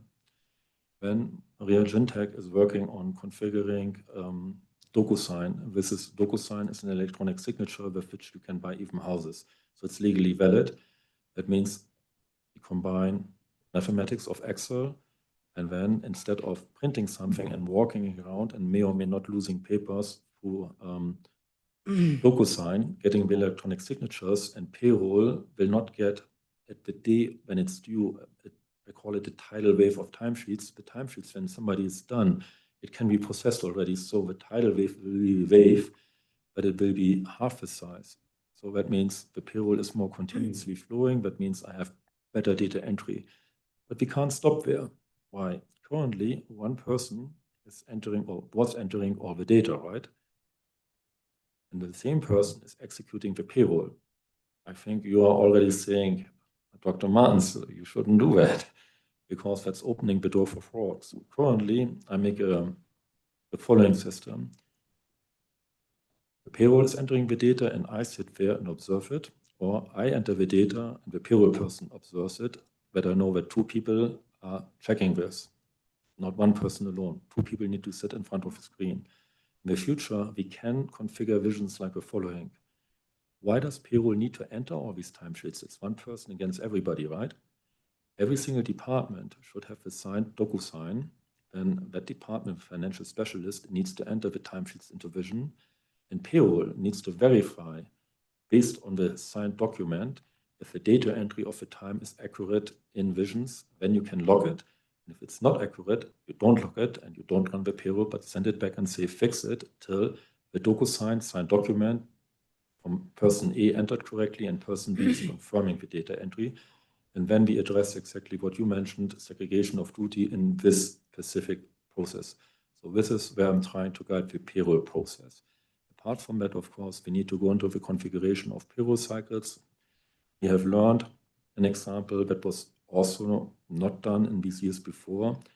Every single employee, hourly paid, daily paid, or position paid, can be, and Vision's strong recommendation is, has to be on a salary schedule table. This is not the case.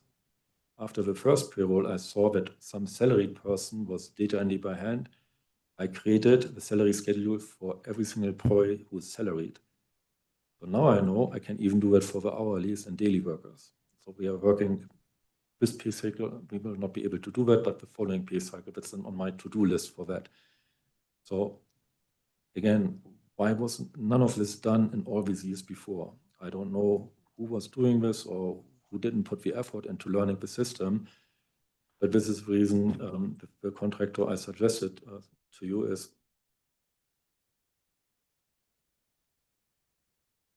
in Visions.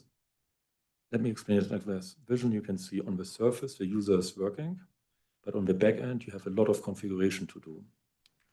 On the surface, it works for us, and that's the reason why the data presented to you is reliable. Maybe it's not pretty data, but the producing of the data is essentially reliable. But it's very clunky and not necessarily on the standard I would like to have.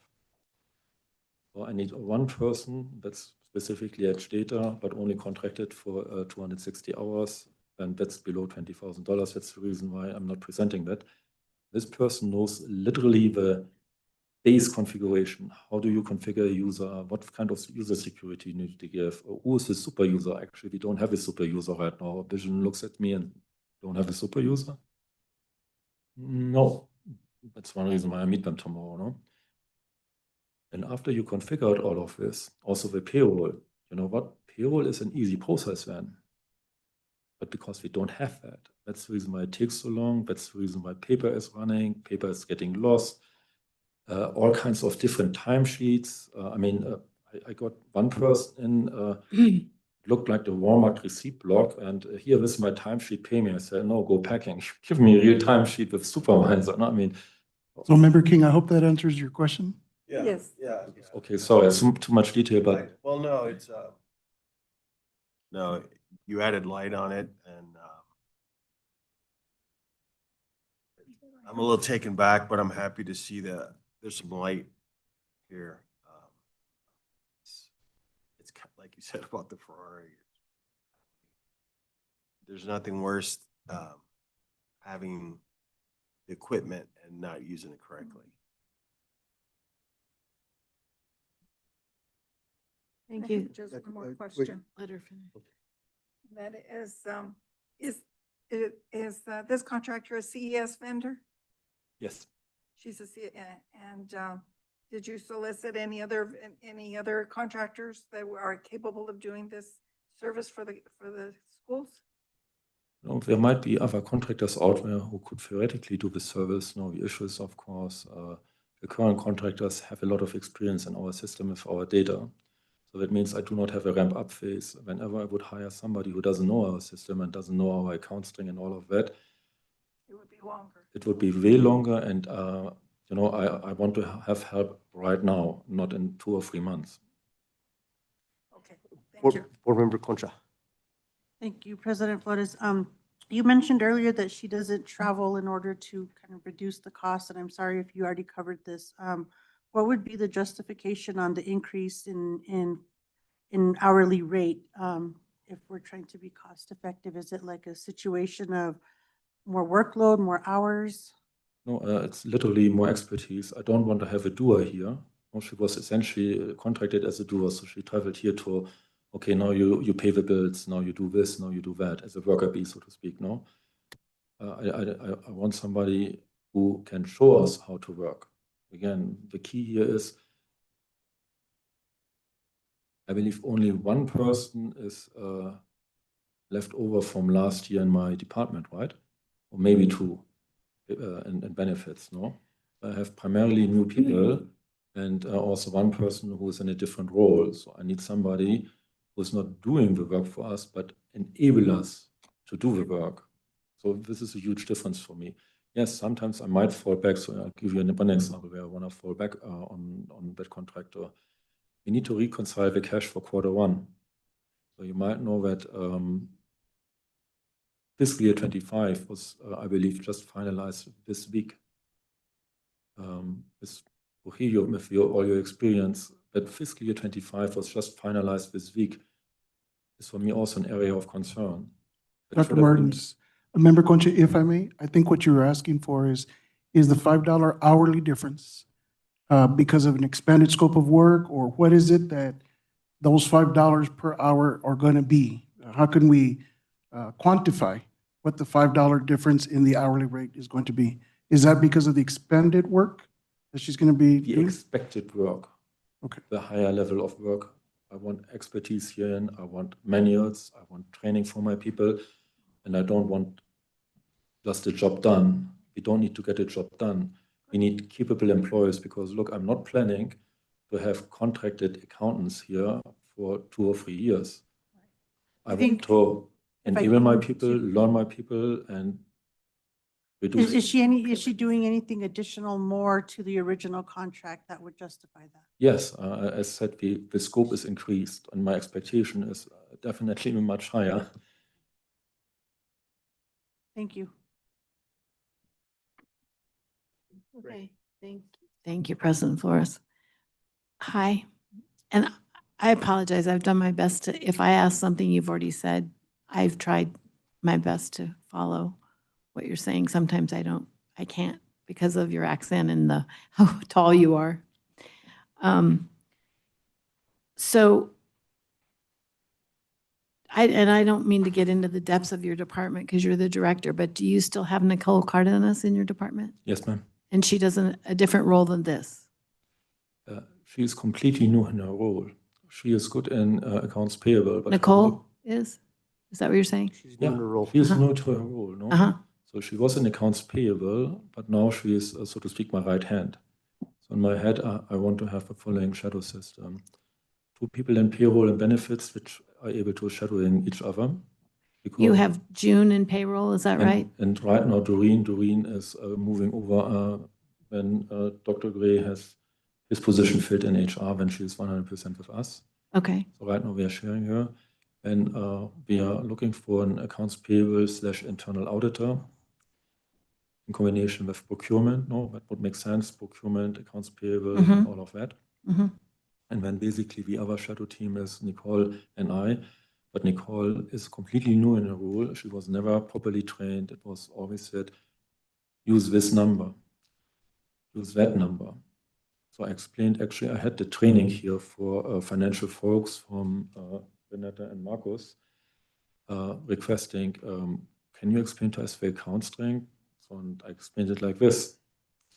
The account string has nothing to do with mathematics. These numbers are words. That was complete news to everybody. We didn't Okay. know that these numbers are words. okay, thank you. You answered my question. I have a question for Dr. Layton. We still have Maria Fidalgo as a contractor for finance, right? Yes. Is it your intention to keep her on as that? Our intention right now is to keep reviewing, like the way we had discussed, and then going to get in recommendation from our Director of Finance. At that point, if that's, whatever recommendation is there, I will provide to the board. Okay, and I think that to be as open as I can be and as transparent as I can be without crossing over any personnel lines, I believe that this board wants to give you all the tools that you need. I think I have an issue with this particular contractor. We had one, I don't know if you know this, it happened before you got here, but we had one initially with Dr. Layton when we were told it was a 1-month contract at that time. And I'm wondering if you looked at any other contractors. I said, I think you said no to Secretary Trujillo, correct? I believe he said he did, however, to train someone again. Uh-huh. Would take the time. Well, I didn't know if you knew the history of all this. This is why there's some questions that we wouldn't normally have for you. I think this is, at least for me, this is why. So Vice President Prey, Yes. President Flores, members of the board, all information has been very transparent to Dr. Martins, Okay, as well as the legal attorneys who have reviewed all of this particular contract. So everyone is well aware of all the transparency that we discussed in the summer. And without going directly into the weeds. right. I just wanted it to be, I wanted to mention that that is a concern for me still to this day because of the depth of the concern that we had at the beginning of the summer. So just so you understand where I'm coming from. And if I may, Okay. Vice President Spray, President Flores, members of the board, and that's one of the reasons why I did ask Dr. Martins to be the one to present this information, so that it would be through the lens of someone who's been here just recently, specifically to see what his review is of the Director of Finance role and the consultants in that component. If I may add, it's a pretty straightforward you. request for general accounting services. We have, Dr. Martins comes with a wealth of experience. He comes from PED. He is our new finance director. The district is working very hard to get our finances in order, our bookkeeping in order. Go ahead. Do you want Vice to finish? President. No. Do you want to finish? Go ahead. Dr. Martins, pardon me for the interruption. Do you expect this to be a permanent role in your department? Well, as I said, I do not plan to have any contractor long-term with us. That's not the purpose of a contractor, in my opinion. A contractor comes in to help us improve, help us train the people. I mean, we need to have our people in charge of accounting, not a contractor, right? So So did you think about looking to for someone to hire as a staff person for the district rather than Yeah, a we are looking- contractor? no, we are looking right now currently for an accounts payable and internal auditor position. This is what we are looking for. Dr. William might know if you have applicants. I don't know, not yet. So you are looking for someone permanent? Yeah, for would- the accounts payable position and the internal auditor position, yes. And what about the position that you're talking about right now? What do you call the position that this contractor is doing? That is literally training firemen, so to speak, if there's a project like reconciliation. Training who? I'm sorry. My people. I see what you're saying. Okay. What So you about- don't expect this person to be on board for a long time, in other words? define a long time. For decades, definitely. More than 3 or 4 months? Yes, longer than 3 and 4 months. Yes, longer? Yes. Okay, thank you. Hopefully she won't be here as long as our current contractors have been here for the last couple of years. Board Member Concha. My only other Good, question yeah. was, effective upon execution of this amendment, continuing through June 30th, 2026. With everything you stated as far as the expanded scope of work, do you feel she'll be able to complete this, train, do everything that you're expecting of her from now until June? Or will we be kind of looking at another extension, or we might have somebody in place? What are your thoughts on that? I'm literally right now not able to answer your question out of the following reason. As said, tomorrow I have a meeting with Tyler Software. We will get a for free analysis of our system, and then Tyler will tell me everything what we will need to have to fix. From the amount of what we need to fix and the amount of audit findings we are facing, I'm not confident that 1 year is enough to fix everything what we have in front of us. It will be. This is, I would call it a midterm project. So that means 2 to 3 years. My personal goal is definitely in 3 years, I wouldn't like to have any contractor anymore on our payroll. So not on our payroll, not in our purchase orders. That's my personal goal. I believe any school district shouldn't be working in financial data and depending on a contractor. But from a PD point of view, that doesn't make any sense. And shouldn't make any sense. There's a difference to a charter school. In a charter school, you are much smaller. There are specialized companies, and they are literally the business office. But that's a different game. We are a school district. So I'm sorry, was your answer, sorry, Mark, may I ask clarification on his answer? Was your answer that this contract's through June of 2026, correct? So July, as you probably know, coming from PED, July, we have a lot of reports due, financial reports due in July. Do you expect this person, just clearly yes or no, do you expect this person to be on our team past June 2026, June 30th? Very likely, yes. Thank you.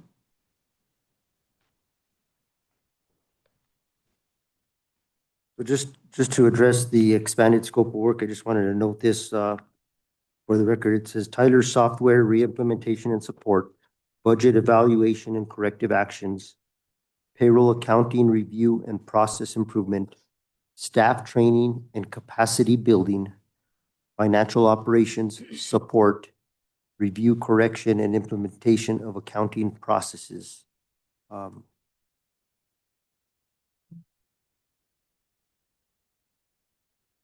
I don't have any questions for you, Dr. Martins, but what I will state is that, you're well aware of the situation that the district's in, and we're, I believe, very lucky to have you here, because most people would come into this district and seen what we're coming out of in regards to our special audit. And Superintendent Ayan too, when he came in, it's kind of, you're climbing a mountain, when you can't really see over the other end, or you're just looking up into the sky and hoping to get to a point where, you see some sunlight. By you expressing the need for this additional support, and as a board member that's served on this board for some time, I want to convey my support for you, and that I know that you spending these long hours here, your dedication in the short amount of time that you've been here to correct many issues that we're not aware of. We're not in the day-to-day finances. We don't see what you see. You've come to the board asking for support, expressing support, and knowing that we're going to be releasing the public audit as soon as it's completed, which is, in the very near future. We need to clean up whatever it is that it's going to show. So with that being said, it's an item for approval. This time I would like to make a motion to approve general accounting services agreement between Ms. Downey and Taos Municipal School District in the amount not to exceed $59,999. But actually, I want to back up real quick. Superintendent, do you have a recommendation? Good gosh.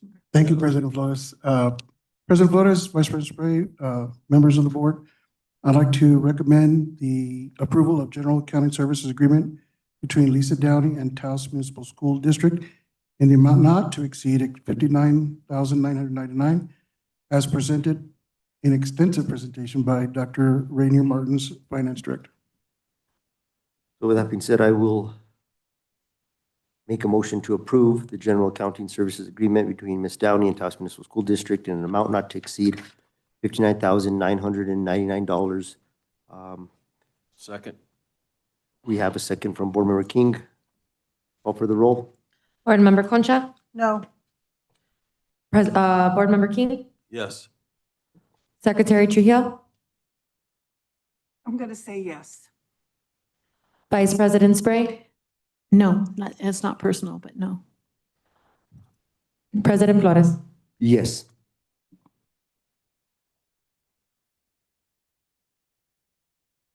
Thank you, Dr. Barnes. Thank you. Best of luck to you.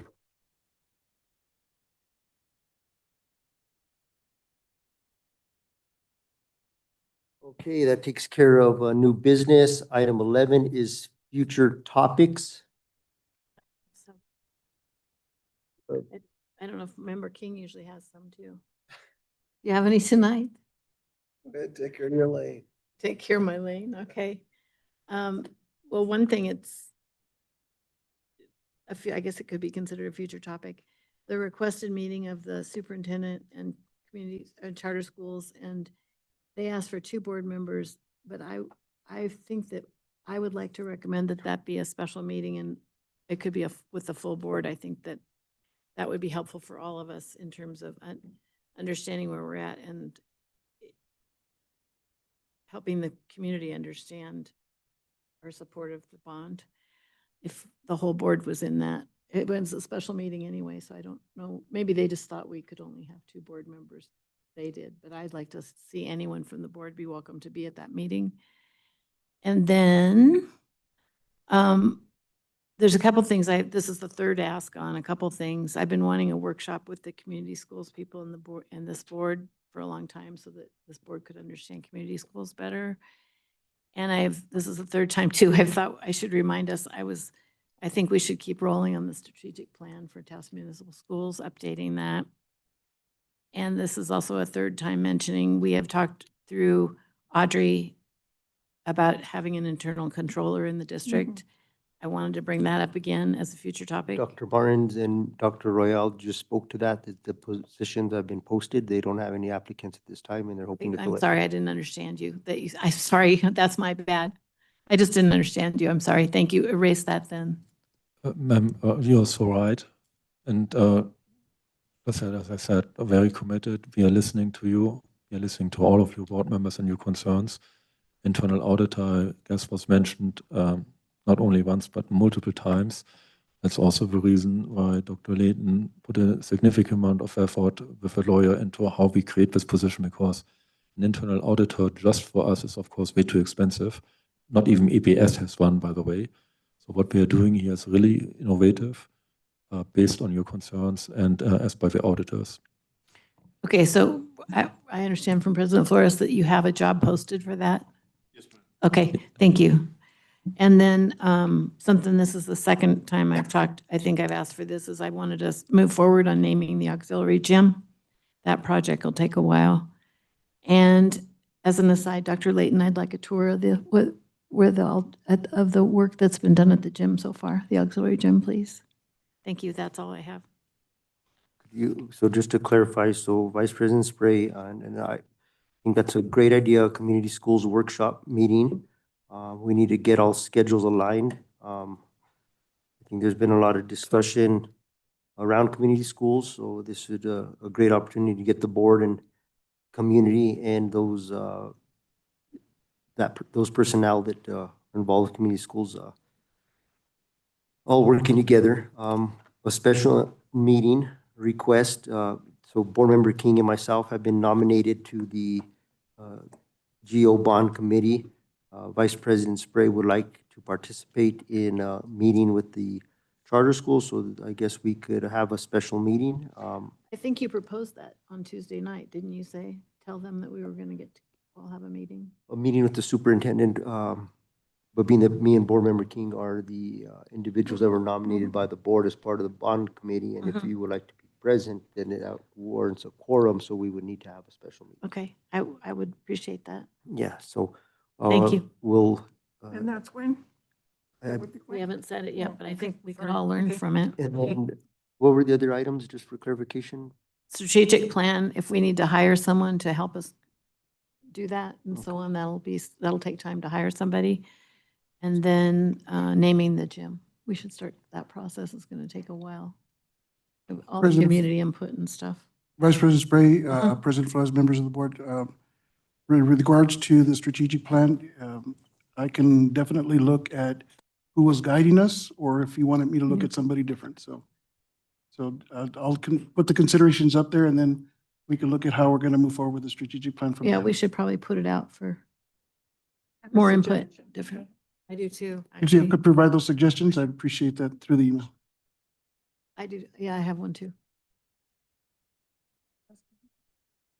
Oh, I saw that, yeah.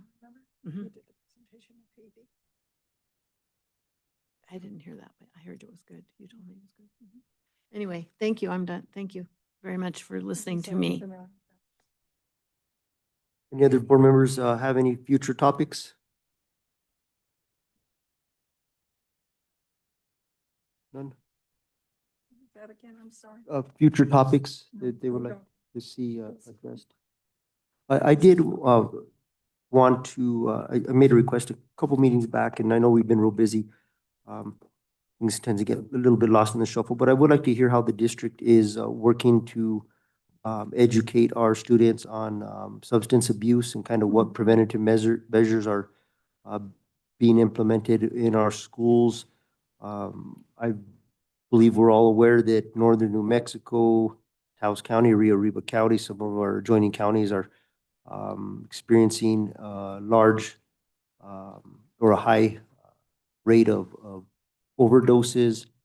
And with the recent, I think it's important that we look at that. I remember when I was a kid, they had the drug abuse reduction education, I think DARE program, with McGruff, the crime dog, and so forth. I remember them going to visiting the school. So I'm not sure if we have anything in place, but I'd like to maybe have a presentation or to look as to how we're introducing, substance abuse prevention and education, especially to the young kids when they're most impressionable.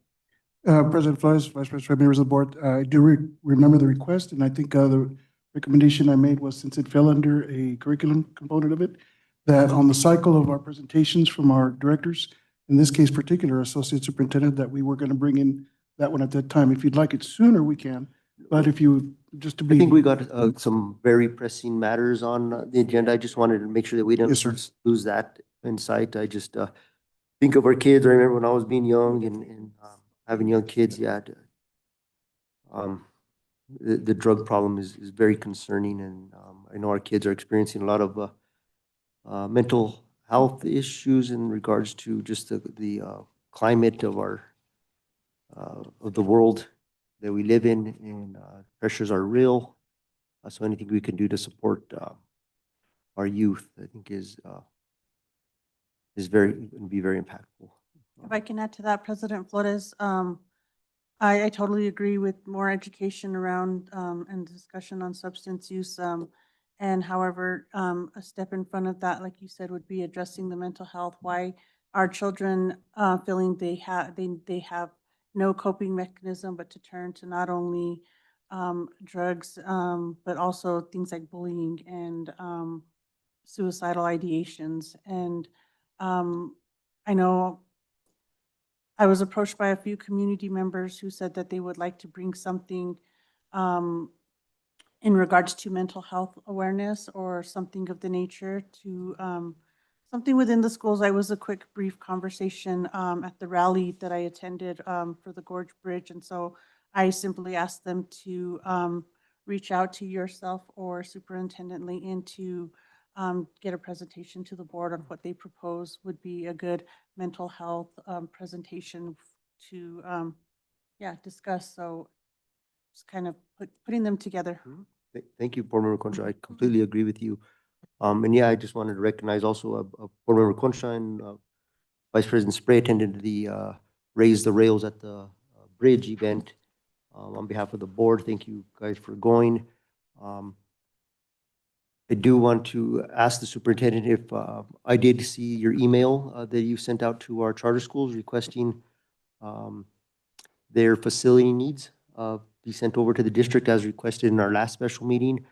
I would like to request if you could give a follow-up email early next week if we don't receive anything. I think it's important that those schools that are requesting funding through this GEO bond, it's the district, there's been pressure put on the district that we need to have our facility needs identified. I think it behooves them to also identify their facility needs. And if we could just get a follow-up email to them so they could send those over for review. And then I wanted to just, for those people that may be watching or that are going to watch, we have homecoming tomorrow. So let's get out and support our Tigers. Yeah, homecoming. I think it's great for, And we're having a homecoming parade. It's going to go down the main drag. What time is the parade? Starts at the high school at 1:15 and it goes all the way through town. All right. And I've been told apparently be careful with that steep incline. Onto Hill, yes.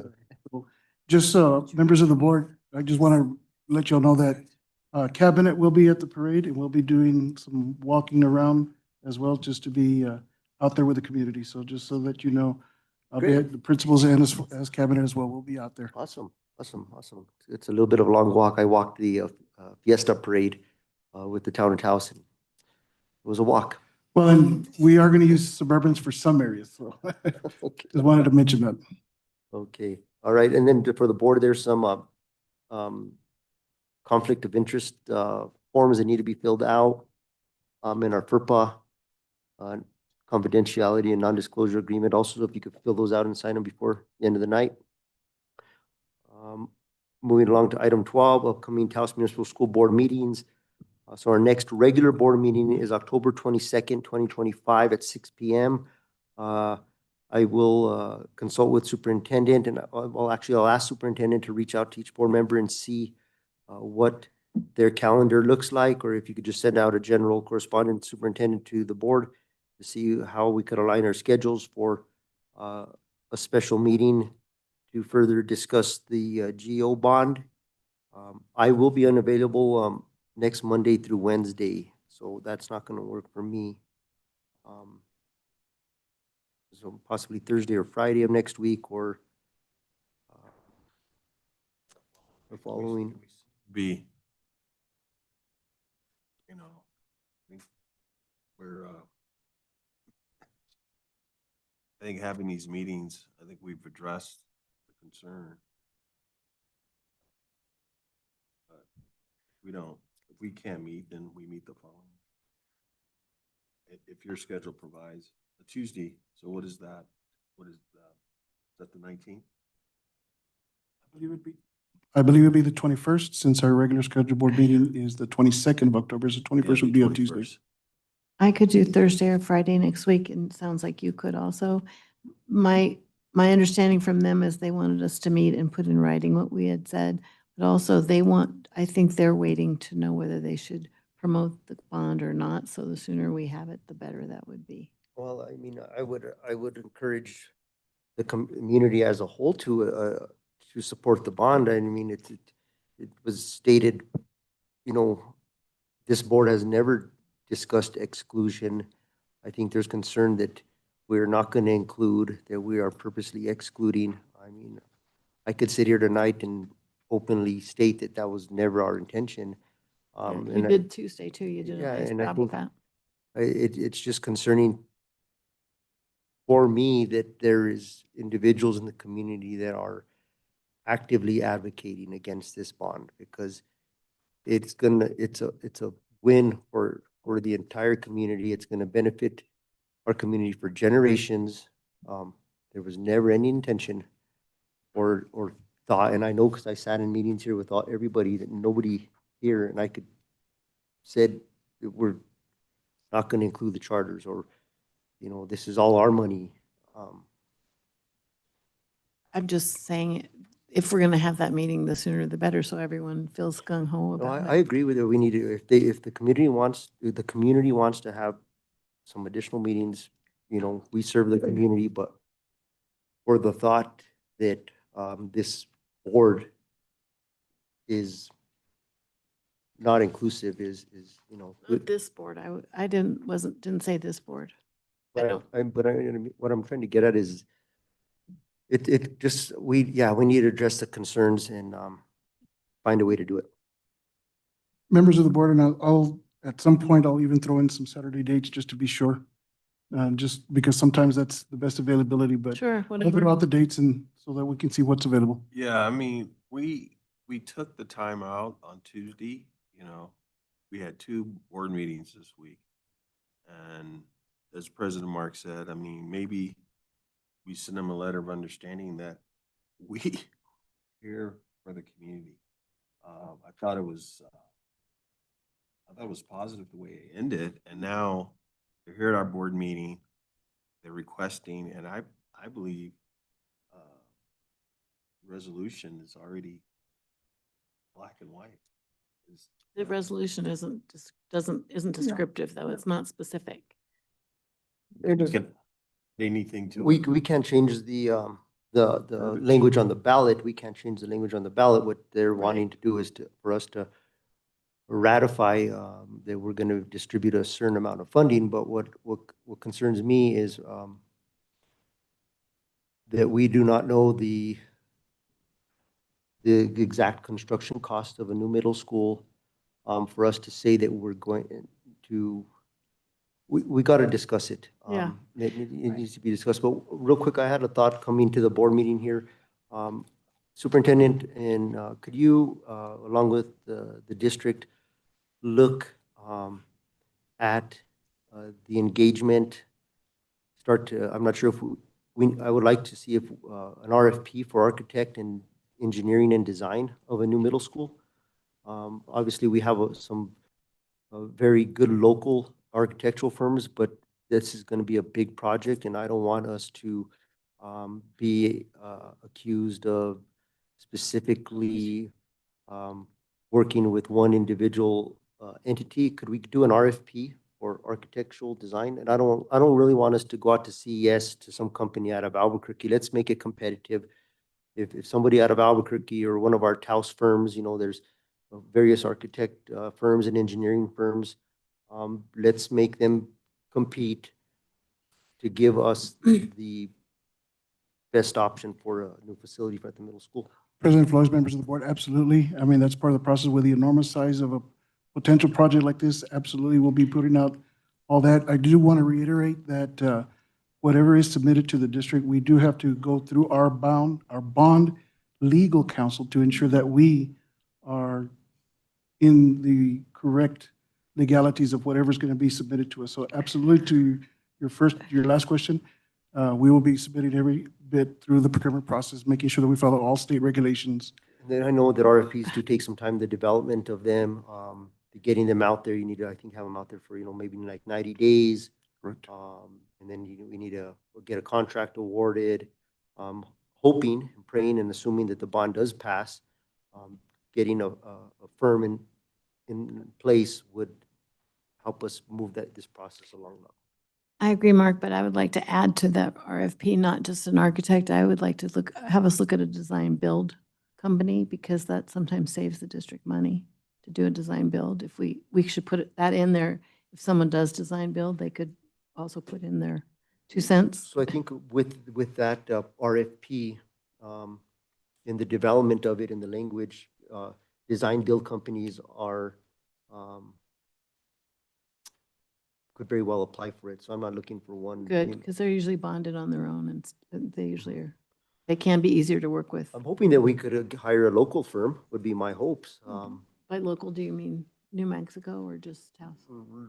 I would hope to keep our money in Taos, but we want to get the most qualified, the most competitive, and If you put architect or or design build, then we can just see what comes in. Maybe we'll get a lot of them from. We'll- Experience, Yeah, Wow. we'll go- someone who's done this before. We'll go through the appropriate process. That way we ensure that, of course, all the fairness and legal component of it, but yeah, definitely just put it out there so that we can make sure that that's precisely what the RFP is for, so that you could have that criteria, rubric, a selection, of course. and then yeah, go through. rubric, Mhm. scoring, Yes, sir. sealed bid. I'm sure Dr. Martins will ensure that we are following every component of an RFP as well. So, And one last And thing. guarantees on their work. We run into a lot of problems with people not being willing to warranty or guarantee their work. Board Member King? Let's refrain from any, in regards to social media, in regards back and forth, I know we want. opportunities? No. You're talking just in general. Freedom of speech. Yeah, just really, I didn't we know. have our board meeting with this bond thing. Let's, I am not, on social media.